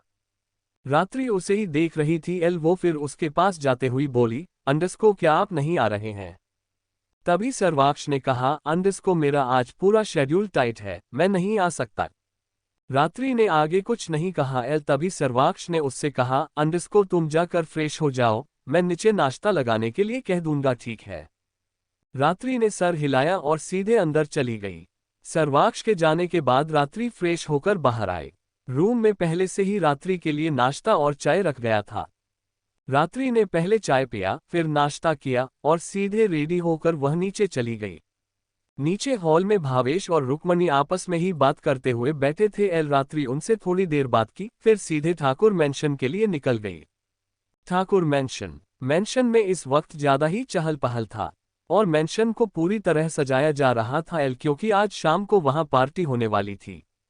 रिजुल ने ये पार्टी ऑर्गेनाइज किया था। एक तरफ से ये पार्टी क्रियांश की मौत की जीत मनाने का था, लेकिन रिजुल ये भी चाहता था कि वो अपनी बेटी को सबसे इंट्रोड्यूस करे, लेकिन ऐसा करने से वो रात्रि पर खतरा मोल ले जाता क्योंकि वो एक माफिया डॉन था। उसके दुश्मने अभी भी उसके आसपास थे, तो आसानी से उनके दुश्मनों की नज़र उससे हटकर रात्रि पर आ सकता था, जिस वजह से उसने इस ख्याल को बीच में ही छोड़ दिया था। वो बस पार्टी इसलिए रखा था क्योंकि क्रियांश जादव की मौत हो गई थी, जो उसके लिए बड़ी जीत से कम नहीं थी। रात्रि जब अंदर गई तो उसकी नज़र एकांश पर पड़ गई। एकांश ने उसे एक नज़र देखा, फिर उसे इग्नोर कर बाहर जाने को हुआ। रात्रि को अच्छे से याद था कि एकांश उससे ऐसे इग्नोर कर क्यों जा रहा है, क्योंकि उसने उस पर हाथ जो उठाया था जब सर्वाक्ष ने उसे यहाँ छोड़कर जाने की बात की थी, तब वो ज्यादा ही बेचैन उठी थी और ऊपर से एकांश और रिजुल उसके बात समझने के लिए तैयार नहीं थे। वो उन्हें बार बार यही कह रहे थे कि उसे अब सर्वाक्ष के साथ रहने की कोई जरूरत नहीं है एल, और उससे डरने की भी जरूरत नहीं है एल, लेकिन वो समझाना चाह रही थी कि सर्वाक्ष उसके लिए सब कुछ है, वो उससे बहुत प्यार करते हैं एल, लेकिन उस वक्त ना एकांश ने उसकी बात समझी थी ना ही रिजुल। तो गुस्से में आकर रात्रि ने सीधे एकांश पर हाथ उठा दिया था, जिस वजह से एकांश उससे इस तरह नजरें फेर कर जा रहा था। वैसे रात्रि को इससे कोई फर्क नहीं पड़ने वाला था कि वो नाराज रहे या ना रहे, लेकिन उसने देखा था कि रिजुल एकांश के साथ बहुत अच्छे से पेश आता है एल, वो उसे अपने ही बेटे की तरह पाला है, तो उसे भी लगा कि उसे उससे माफी मांग लेना चाहिए। रात्रि एकांश के पास जाते हुए उसे रोककर बोली, अंडरस्को तुम मुझे इग्नोर करके जा रहे हो। एकांश के कदम अपने जगह में ही रुक गए एल, वो मुड़कर रात्रि को हैरानी से देखने लगा। रात्रि उसे ही घूर रही थी। वो बोली, अंडरस्को तुम मुझे इग्नोर कर रहे हो, क्यों, और तुम्हारी हिम्मत कैसे हुई मुझे इग्नोर करने की? हाँ। एकांश की आंखें छोटी हो गईं। वो उससे घूरते हुए कहा, अंडरस्को तुम मुझसे बात कर रही हो। रात्रि का मुंह बन गया। वो बोली, अंडरस्को और किससे बात करती? मेरे सामने तो तुम ही एक बेवकूफ खड़े हो जिसका मुंह किसी लड़की की तरह फूला हुआ है। एकांश के दांत बीज गए। वो बोला, अंडरस्को अगर तुम अंकल की बेटी नहीं होती तो अब तक तुम्हारा खैर नहीं होता, समझी? उद्धरण चिन्ह। रात्रि अपने कमर पर दोनों हाथ रखकर उसे घूर कर देखने लगी कि तभी एकांश ने कहा, अंडरस्को मुझे तुमसे बहस करने का मूड नहीं है, और तुम्हारे पापा इस वक्त स्टडी रूम में है, जाकर तुम उनसे बात कर सकती हो। इतना बोलकर एकांश वहां से जाने को हुआ कि तभी रात्रि उसे रोकते हुए बोली, अंडरस्को लेकिन मुझे अभी तुमसे बात करनी है अंश। एकांश रुक गया। वो मुड़कर रात्रि को देखने लगा। इस लड़की ने उसे अंश कहा। उसे अंश वही कहते हैं जो उसके करीब लोग हैं। वैसे इस दुनिया में उसके करीब सिर्फ रिजुल ही था एल, और अब ये लड़की जो रिजुल की बेटी थी। रात्रि आगे आकर बोली, अंडरस्को मुझे पता है मैंने तुम पर हाथ उठाकर गलती की है, इसके लिए आई एम सॉरी। रात्रि ने ये थोड़ा रूड टोन में कहा था, जिसमें रिक्वेस्ट जरा भी दिखाई नहीं दे रही थी। तभी एकांश ने उसे ताना मारते हुए कहा, अंडरस्को सॉरी बोलकर मुझ पर एहसान करने की जरूरत नहीं है, मुझे ना तुम्हारी सॉरी चाहिए ना ही तुमसे कोई सफाई। रात्रि गुस्से से उससे बोली, तुम इतना घमंडी क्यों हो? मैंने कहा ना मैंने गलती से तुम पर हाथ उठाया है। एकांश ने गुस्से से कहा, गलती से? तभी रात्रि धीरे से बोली, देखो तुम मुझे मेरे अक्ष से दूर रहने के लिए कह रहे थे, जो मैं बर्दाश्त नहीं कर सकती, मैं उनके बिना नहीं रह सकती, इसलिए मैंने गुस्से से तुम पर हाथ उठाया, और मैं सॉरी भी कह रही हूँ, आई एम सॉरी एल। वैसे मैं नहीं जानती कि तुम कैसे हो, क्या हो। पापा तुम्हें अपने बेटे जैसे मानते हैं, तो मुझे लगा तुम अच्छे इंसान हो, इसलिए मैंने तुमसे सॉरी कहा।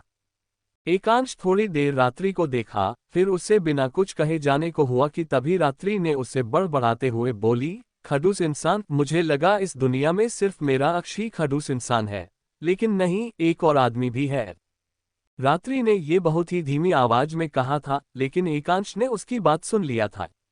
वह मुड़कर रात्रि को घूरने लगा। रात्रि को जब किसी की नजरें अपने चेहरे पर महसूस होने लगे तो वह अपना सर ऊपर कर एकांश को देखी। एकांश उसे ही घूर रहा था। रात्रि उसे इग्नोर कर सीधे स्टडी रूम में की तरफ चली गई। रात्रि जब स्टडी रूम में गई तो उसे रिजुल की आवाज सुनाई दी, जो फोन पर वो किसी से बात कर रहा था। उस क्रियांश जादव को तो मेरे हाथों में कभी ना कभी तो मरना ही था, फाइनली वो मर भी गया। बस आज का पार्टी उसी की मौत का जश्न है, तो शाम की पार्टी अटेंड करने तुम सब आ जाना। इतना बोलकर रिजुल अपना फोन रखकर मुड़कर देखा तो उसकी नजर रात्रि पर गई, जो अपनी जगह में ही जम गई थी। रात्रि हैरानी से रिजुल को देख रही थी और उसे यकीन नहीं हो रहा था कि उसने अभी अभी रिजुल के मुंह से क्या सुना। प्रियांश जाधव की मौत की बात सुनकर रात्रि अपने जगह में ही जम गई थी, लेकिन रात्रि को सामने देख रिजुल बहुत खुश था। वो उसके पास जाते हुए कहा, रात्रि बच्चा, तुम कब आए? रात्रि को यकीन नहीं हो रहा था कि अभी अभी रिजुल ने क्या कहा। वह उससे पूछी, आपने अभी अभी क्या कहा? प्रियांश जाधव की मौत, उद्धरण चिन्ह। रिजुल एकटक ध्यान से रात्रि को ही देख रहा था। रात्रि प्रियांश को जानती है या नहीं ये बात उसे नहीं पता था। रात्रि के सवाल सुनकर रिजुल ठाकुर एकटक रात्रि को देख रहा था। उसे नहीं पता था कि रात्रि प्रियांश जाधव के बारे में जानती है या नहीं, लेकिन जिस तरह रात्रि उससे सवाल कर रही थी, इससे रिजुल को अंदाजा हो गया था कि रात्रि जरूर प्रियांश जाधव के बारे में जानती है। वह धीरे से रात्रि के पास गया, फिर उससे कहा, वो मेरा दुश्मन था रात्रि, उसके और मेरे बीच सालों से जंग लगी हुई, तो उसी जिद्दी में उसकी मौत हो गई। रिजुल ने यह बात बहुत ही सिंपल तरीके से कहा था। ये सुन रात्रि को कोई दुख नहीं हो रहा था, लेकिन मन ही मन उसने ये सोच रखा था कि प्रियांश को वही खत्म करेगी, उसे उसके हाथों में ही मरना होगा। लेकिन किस्मत में कुछ और लिखा था, तो उसकी मौत उसके हाथों में नहीं उसके बाप की हाथों से हुई थी। रात्रि के दिमाग में सिर्फ प्रियांश नहीं बल्कि उन दोनों लड़के भी घूम रहे थे जिन्होंने उसे पिछले जन्म में मौत का घाट उतारा था।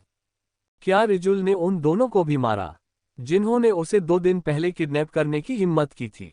रात्रि को समझ नहीं आ रहा था कि वो रिजुल से उन दोनों के बारे में कैसे पूछे, क्योंकि रात्रि को सिर्फ उन दोनों का चेहरा याद थी, उनका नाम, उनका अता पता वो कुछ नहीं जानती थी।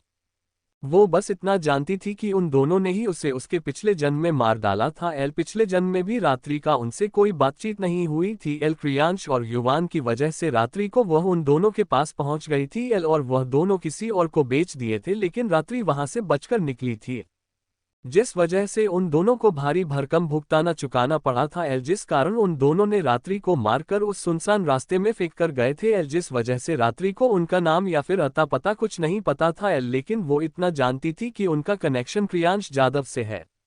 रात्रि ने रिजुल से कुछ नहीं कहा। रिजुल रात्रि के चेहरे के हाव भाव को ही नोटिस कर रहा था। वो फिर बात बदलते हुए रात्रि से कहा, चलो साथ में मिलकर लंच करते हैं बच्चा।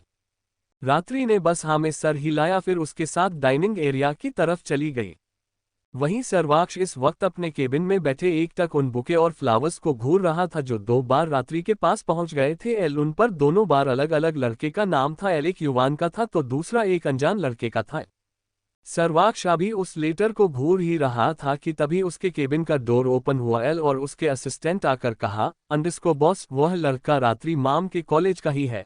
उसने युवान के कहने पर यह सब उन्हें भेजना स्टॉप किया था, लेकिन युवान के मरते ही वह युवान के जगह अपने नाम लिखकर माम को भेजने लगा। वह माम को पसंद करता है।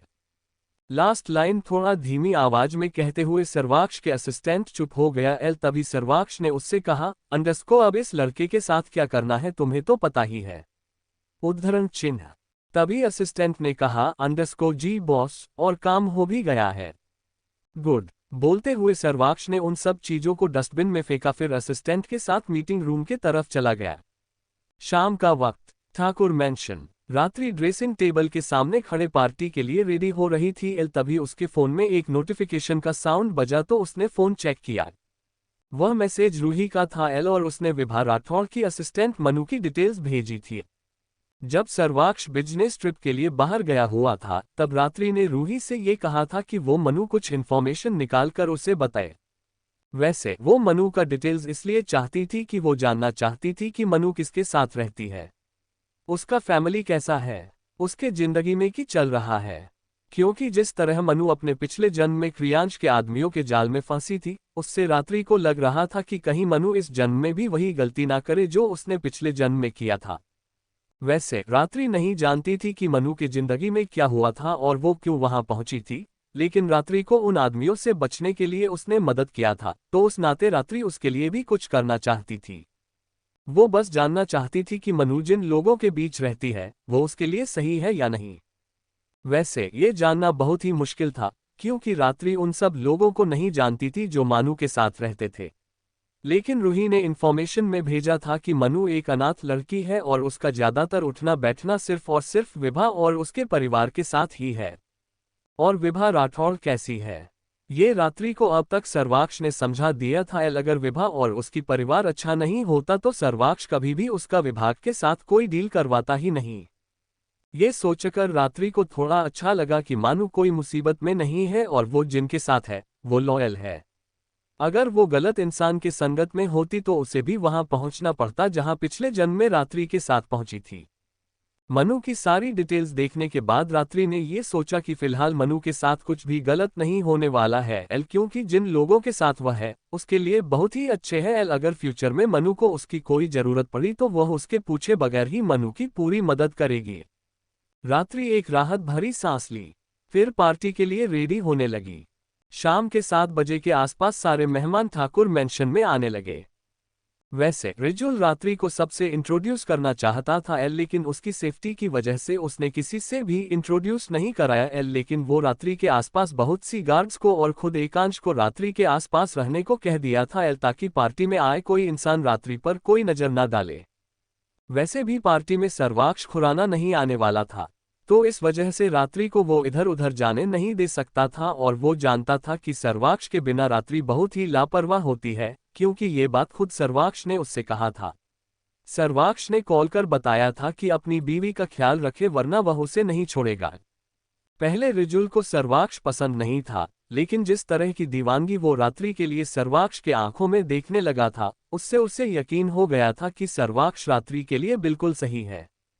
रात्रि इस वक्त सॉफ्ट ड्रिंक करते हुए पार्टी में आए हुए हर एक मेहमान को देख रही थी। वैसे रात्रि भी अब बिजनेस वर्ल्ड में कदम रख चुकी थी, उसने कुछ लोग से मिला था लेकिन रात्रि इस वक्त पार्टी में कोई इंटरेस्टेड नहीं लग रही थी। बात यह था कि उसके दिमाग में सिर्फ और सिर्फ वो दोनों लड़के घूम रहे थे जिसने पिछले जन्म में उसकी मौत के कारण बने थे। वो मन ही मन ये उम्मीद कर रही थी कि वो दोनों लड़के जिंदा रहे, क्योंकि उन्हें उस मौत का घाट वो खुद उतार सके।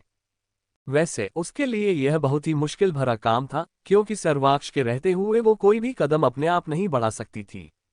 लेकिन वो अपनी मकसद से पीछे तो नहीं हट सकती थी, उसे अपनी मकसद पूरा करना था, जिस वजह से उसकी 3 दुश्मन अब मौत के मुंह में जा चुके थे। अब बचे वही दोनों थे। वैसे रात्रि के दिमाग में एक और इंसान घूम रहा था, जो उसके सामने उस वक्त मास्क पहने आया था जब वो क्रियांश के आदमियों के बीच फंसी थी। तब वहां से भागने के लिए मनु ने उसे जरूर मदद किया था, लेकिन सिर्फ मनु की मदद से वो बाहर नहीं निकली थी। उसके पास एक अनजान आदमी आया था जिसके चेहरे पर मास्क था। वो वहां हीरो की तरह आकर उसे बचा तो लिया था, लेकिन उसे मरने से नहीं बचा पाया था।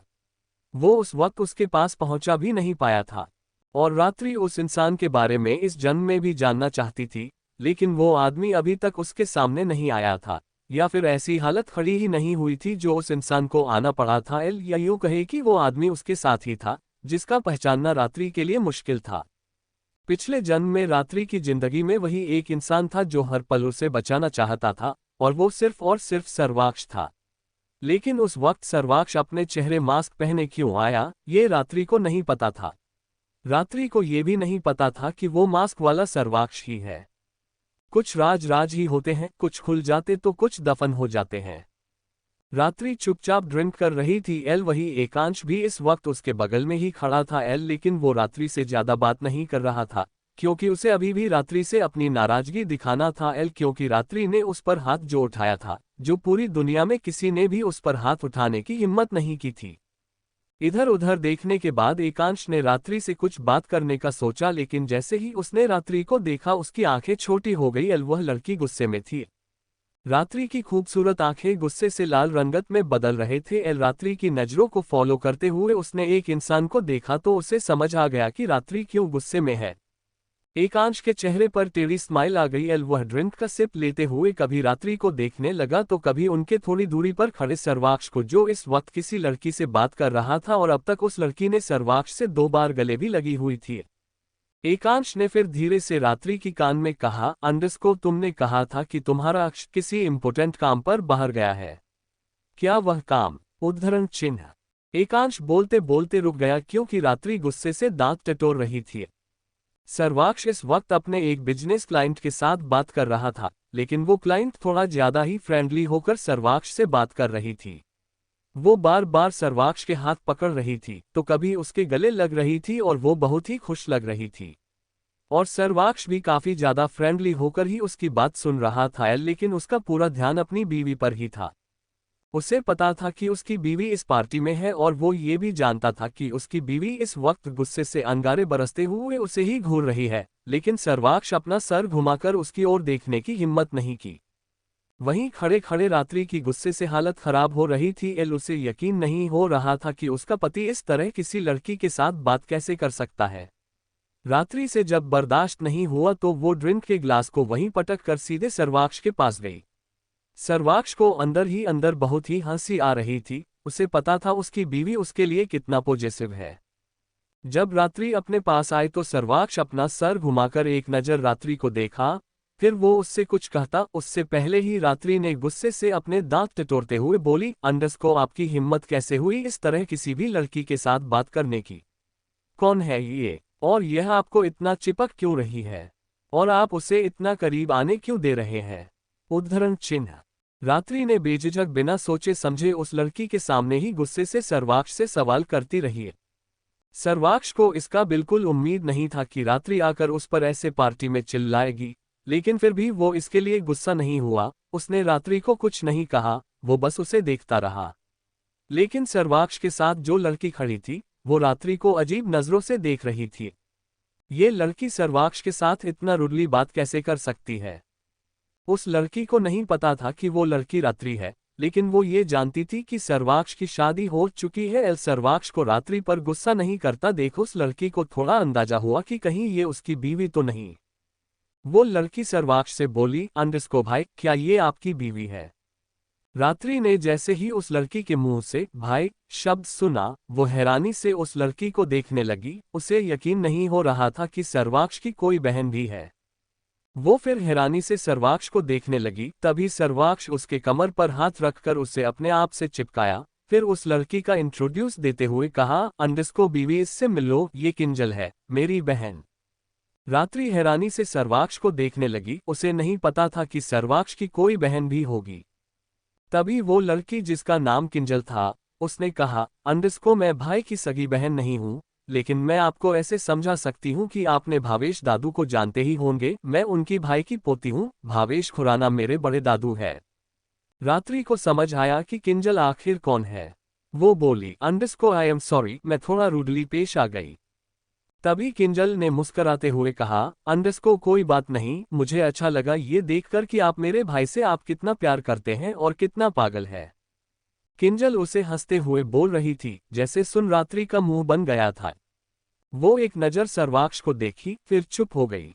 लेकिन किंजल उसे अच्छी लगी क्योंकि उसके नाम और उसकी माँ का नाम सेम था, और जो सर्वाक्ष की बहन जैसे है उससे रात्रि को कोई प्रॉब्लम नहीं थी। प्रॉब्लम तो तब होती थी कि जब कोई लड़की सर्वाक्ष को गंदी नज़र से देखती थी। उसे उनसे सख्त नफरत था, लेकिन किंजल तो सर्वाक्ष को भाई बुला रही थी, तो रात्रि को इससे कोई फर्क नहीं पड़ा। सर्वाक्ष एक तक रात्रि को देख रहा था। रात्रि का इतना जलस फील होना उसे अच्छा लगता था, और जब वो चिड़ी होती है तब वो बहुत ही क्यूट लगती थी। सर्वाक्ष ने धीरे से कहा, अब तुम्हारा गुस्सा। तभी रात्रि बड़बड़ाते हुए बोली, आप बहुत बुरे हैं सर्वाक्ष, आपने मुझे पहले क्यों नहीं बताया कि आप किसी के साथ यहाँ आ रहे हैं? अगर आपने बताया होता तो मैं ऐसे। रात्रि रुक गई, लेकिन वो नाराजगी से सर्वाक्ष को देखने लगी। तभी सर्वाक्ष ने उसके हाथ हथेली को पकड़कर हल्के से दबाते हुए कहा, मुझे लगा था मेरा आज का दिन बहुत ही हेक्टिक होगा, लेकिन शाम से पहले ही मेरे सारे काम खत्म हो गए तो मैं यहाँ आ गया, और वैसे भी तुम्हें लेने के लिए मुझे यहाँ आना ही था। बोलते हुए सर्वाक्ष हल्के से मुस्कुराया। रात्रि ने उसे कुछ नहीं कहा, लेकिन उसे अब वह प्यार से देखने लगी थी। उसका पति बहुत ही प्यारा था और बहुत ही हैंडसम था। उसे कभी कभी डर लगता था कि कोई उससे छीन ना ले, लेकिन सर्वाक्ष उसका था, उसे इतना डर लगने की जरूरत भी नहीं थी। रात के 11 बजे के आसपास तक पार्टी चलता रहा और धीरे धीरे मेहमान घर जाते रहे। अब वहां रेजुल, एकांश, रात्रि, सर्वाक्ष, ध्रुव और रविश ही बचे थे। लेकिन ध्रुव की नज़र उस हॉल में टंगाए हुए एकांश के बाप की तस्वीर पड़ गई थी। वो हैरानी से उस तस्वीर को देखता रहा और उसके आंखों में अजीब सा दर्द उमड़ रहा था। उसे समझ नहीं आ रहा था कि रिजुल ठाकुर के विला में उस इंसान की तस्वीर क्यों है। वह यही सोचते उस तस्वीर को देखता रहा। तभी रविश का ध्यान ध्रुव पर गया। रविश कल से उस तस्वीर को देखते हुए यही सोच रहा था कि उसने कहीं उस तस्वीर को देखा है, लेकिन कब देखा है और कहाँ देखा है, और वो इंसान कौन है, उसे याद नहीं आया था। लेकिन रिजुल ठाकुर ने उसे बताया था कि वो एकांश का बाप है। रविश ध्रुव के पास जाकर कहा, तुम्हें भी लगता है ना इस इंसान को तुमने कहीं देखा है? मुझे भी कल से यही लग रहा है, और रिजुल ठाकुर ने कल बताया था कि ये एकांश का बाप है। रविश ने जैसे ही ये सुना, ध्रुव हैरानी से रविश को देखने लगा। वो फिर एकांश को देखने लगा, जो रिजुल से बात करते हुए ड्रिंक कर रहा था। उसे यकीन नहीं हो रहा था कि एकांश उस इंसान का बेटा है। रविश एकटक ध्रुव को देख रहा था। ध्रुव के चेहरे के हाव भाव बहुत ही नरमी पड़ गए थे। उसके आंखों में अजीब सा दर्द उमड़ रहा था। रविश ने पूछा, क्या हुआ ध्रुव? तुम्हें याद आ गया कि ये इंसान कौन है? ध्रुव ने उसे धीमी मगर मरी हुई आवाज में कहा, अंडरस्को एकांश। क्या वो मेरा भाई है? उद्धरण चिन्ह। रविश ने जैसे ही ये सुना, वो भी हैरानी से एकांश को देखने लगा। वो फिर ध्रुव से पूछा, क्या कहा तुमने? एकांश तुम्हारा भाई, मतलब ये इंसान तुम्हारा डैड है? एक्साइटमेंट में रविश ने ये थोड़ा तेज आवाज में कहा था, जिसे सुन सारे लोग ध्रुव को देखने लगे थे। वही एकांश भी हैरानी से ध्रुव को देख रहा था। रविश ने अभी अभी क्या कहा उसे समझ नहीं आया था, या ये यूं कहे कि उसने ठीक से सुना नहीं था। वो उठकर रविश के पास जाते हुए पूछा, क्या क्या कहा तुमने? ये मेरे डैड है, एकांश ने कहा। उसकी आवाज लटखड़ा रही थी, लेकिन वो बार बार ध्रुव को देख रहा था। ध्रुव एकांश को देख रहा था। उसके आंखों में जो दर्द झलक रही थी, वह एकांश के अनादर बहुत ही अजीब सा बेचैनी पैदा कर रहा था। वो तभी सर्वाक्ष ध्रुव के कंधे पर हाथ रखते हुए कहा, अंडरस्को ध्रुव। सर्वाक्ष की तरफ देखते हुए ध्रुव ने कहा, अंडरस्को अक्ष, ये मेरा भाई है। उसे यकीन नहीं हो रहा था कि सामने खड़े एकांश उसका भाई है, क्योंकि जिस तस्वीर को रविश देखकर सोच रहा था कि उसने कहीं वो फोटो देखा है, वह ध्रुव का बाप अव्यक्त था। उसने ध्रुव के बैग में एक दो बार इस तस्वीर को देखा था, जिसे बहुत ही संभालकर ध्रुव ने रखा था। तभी एकांश ने उससे कहा, अंडरस्को आप ये क्या कह रहे हैं? उद्धरण चिन्ह। वो फिर रिजुल के पास आकर पूछा, अंकल अंकल ये क्या कह रहा है? रिजुल भी इस वक्त एकटक ध्रुव को देख रहा था। वो जानता था एकांश का एक बड़ा भाई भी था, लेकिन एक बड़े से अंडरवर्ल्ड के पार्टी में एकांश के बाप अव्यक्त ने अपने बेटे को खो दिया था, जिसे ढूंढने की वो हर हाल में मेहनत कर रहा था, लेकिन कभी उसे अपना बेटा मिला ही नहीं था। तब एकांश बहुत ही छोटा था, वो कुछ मंथ का ही था, जिस वजह से एकांश को नहीं पता था कि उसका कोई भाई भी है। लेकिन रिजुल सब कुछ जानता था। वो जानता था उसके दोस्त के कितने बच्चे हैं और वो कितनी तड़पते हुए अपने बेटे को ढूंढ रहा था, लेकिन उसे अपने खोए हुए बेटे को फिर से ढूंढने का मौका नहीं मिला था, क्योंकि उसका मौत हो गया था। रिजुल ध्रुव के पास जाकर उससे पूछा, अंडरस्को तुम्हारे डैड का नाम? ध्रुव ने उससे कहा, अव्यक्त आर्यन। रिजुल ने उससे फिर पूछा, अंडरस्को तुम इतने सालों तक उसके पास उसे देखने नहीं आए? ध्रुव ने कहा, अंडरस्को जब मैं डैड से जुदा हुआ था तब मैं सिर्फ और सिर्फ 6 साल का था। मैं डैड तक पहुंचता भी कैसे? और जिसने मुझे अपने साथ ले गया था वह आदमी बहुत ही क्रूर था और उससे छूटकर निकलने सालों लगे थे। लेकिन जब मैं डैड के बारे में पता किया तब बहुत देर हो चुका था। तब तक उनकी मौत हो चुकी थी। मुझे उनकी और मेरे भाई की मौत की खबर मिल चुकी थी। ध्रुव बोलते हुए एकांश को देख रहा था, क्योंकि एकांश के चेहरे के हाव भाव बिल्कुल अव्यक्त आर्यन की तरह था। अगर एकांश थोड़ा भी उम्रदराज आदमी बनता तो उसमें और अव्यक्त आर्यन में कोई फर्क नहीं दिखते। वो दोनों एक ही जैसे दिखते। ध्रुव के चेहरे के पिक्चर भी वैसे ही थे, लेकिन वो थोड़ा सा अलग था। शायद वो अपनी मां पर गया था। एकांश अपने जगह में ही जम गया था, लेकिन रिजुल की बात सुन वह रिजुल के पास जाकर कहा, अंडरस्को आप सच कह रहे हैं, ये मेरा भाई है। रिजुल को अच्छे से याद था कि उसका एक भाई है, क्योंकि जब वो अव्यक्त आर्यन से जुदा हो रहा था तब एकांश 6 महीने का था, जिस वजह से उसे कुछ नहीं पता था। लेकिन रिजुल को सब पता था कि उसका एक भाई है। लेकिन जब अपने बाप का इन्फॉर्मेशन निकाला तो उसे यही मिला था कि अव्यक्त के साथ साथ उसका बेटा भी मर चुका है। लेकिन रिजुल की बदौलत उसने एकांश को बचा लिया था। लेकिन कुछ वक्त रिजुल ने यही अफवाहें फैलाए कि अव्यक्त के साथ साथ एकांश की भी मौत हुई है। कुछ वक्त के लिए ये न्यूज़ वैसा ही रहा था क्योंकि रिजुल उसे हटने नहीं दिया था। लेकिन धीरे धीरे रिजुल चीजें रिवील किया, लेकिन ध्रुव ने तब कुछ भी जानने की कोशिश बंद की थी। ध्रुव के चेहरे पर मुस्कान आ गई। वो उठकर एकांश के पास गया। एकांश तो अपनी जगह में ही जम गया था। उसे यकीन नहीं हो रहा था कि उसका कोई भाई भी है, क्योंकि अव्यक्त ने उसे कभी बताया नहीं था। रिजुल ने भी इस बात का कभी जिक्र नहीं किया था, जिस वजह से एकांश अपने भाई को ढूंढने में या फिर उसे अंदाजा भी नहीं था कि उसका कोई भाई भी है। ध्रुव सीधे जाकर एकांश के चेहरे को छूते हुए उसका नाम लिया, अंडरस्को एकांश, मेरा भाई। तभी एकांश ने कहा, अंडरस्को आई एम सॉरी भाई, मुझे नहीं पता था कि मेरा कोई भाई भी है, वरना मैं जी जान लगा कर आपको ढूंढने लगता। ध्रुव ने उसकी इस बात पर कुछ नहीं कहा, वो सीधे गले लग गया। सर्वाक्ष, रात्रि और रविश एकटक उन दोनों को देख रहे थे।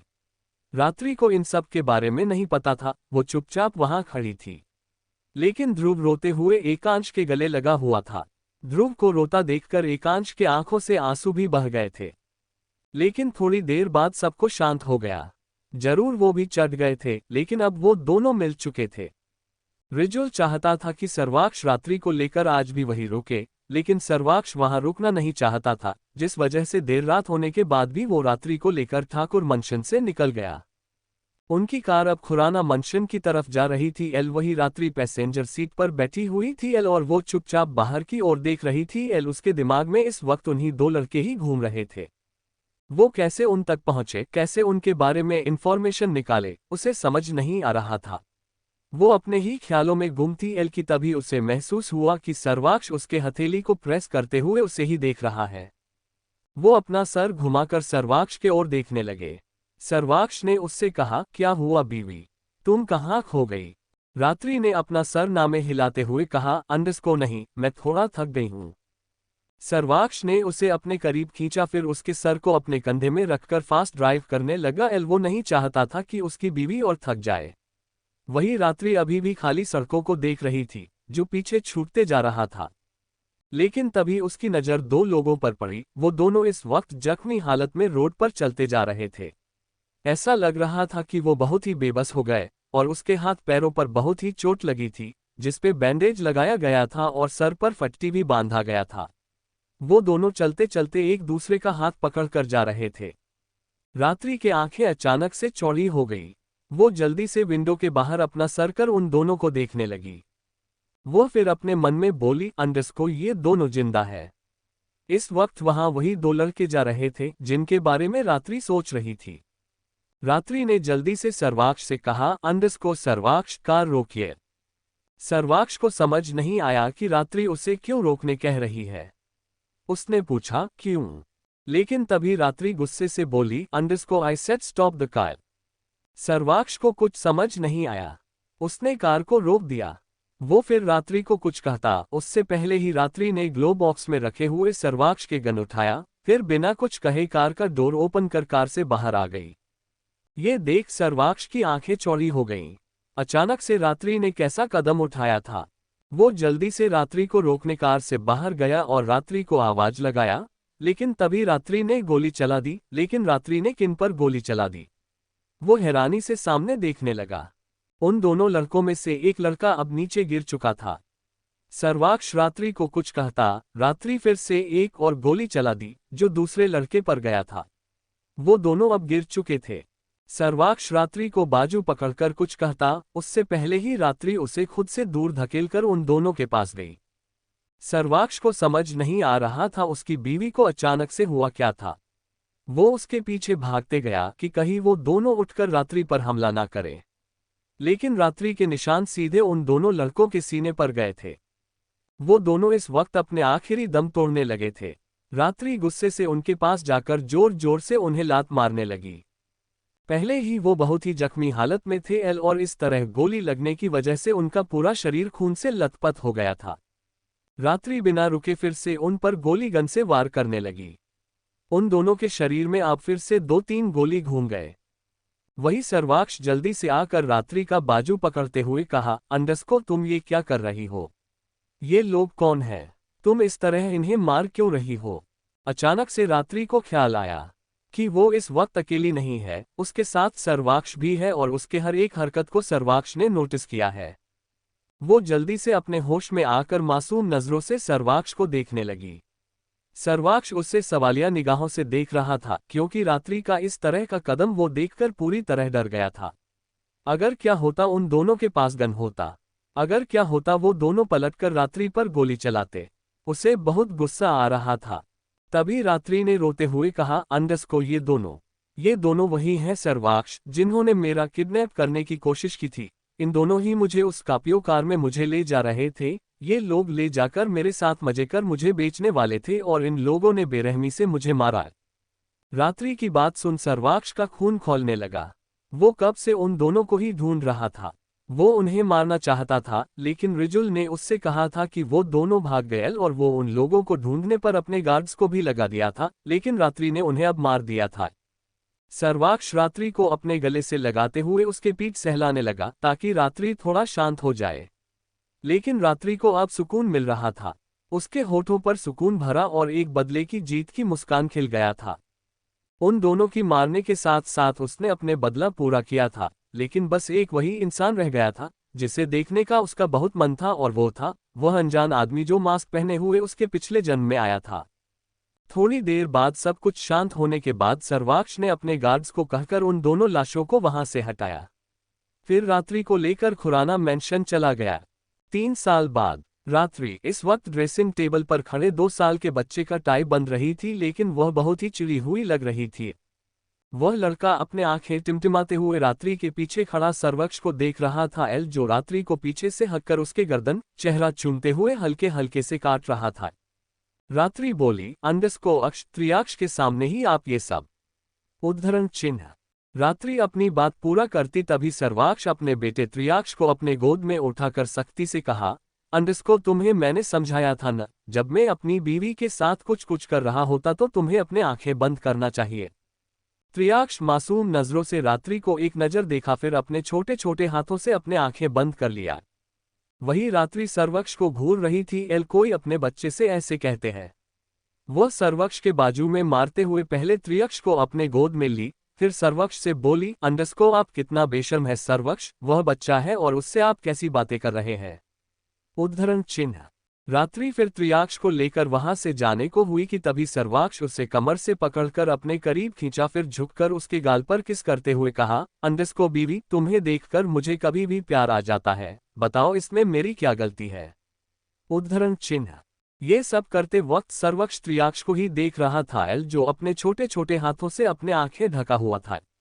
रात्रि घूरते हुए सर्वाक्ष को देख रही थी, वह फिर त्रियाक्ष के हाथों को नीचे करते हुए बोला, अंडस्को आई लव यू बच्चा, तुम्हें डैड की ऐसी बातें मानने की जरूरत नहीं है।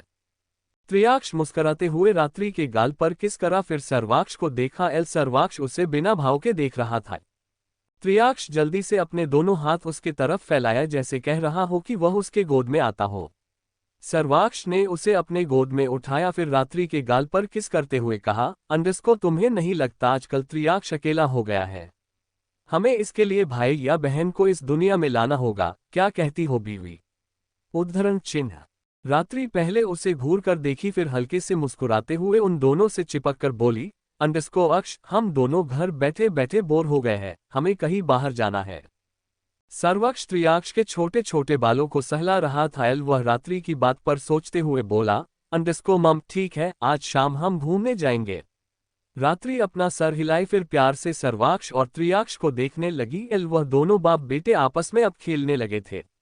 दी end. Thank you for listening. मुझे उम्मीद है आपको यह स्टोरी पसंद आई होगी। अगर आपको पसंद आई है तो प्लीज लाइक और कमेंट करना ना भूलें और मोर स्टोरीज के लिए सब्सक्राइब करें। मिलते हैं नेक्स्ट वीडियो में।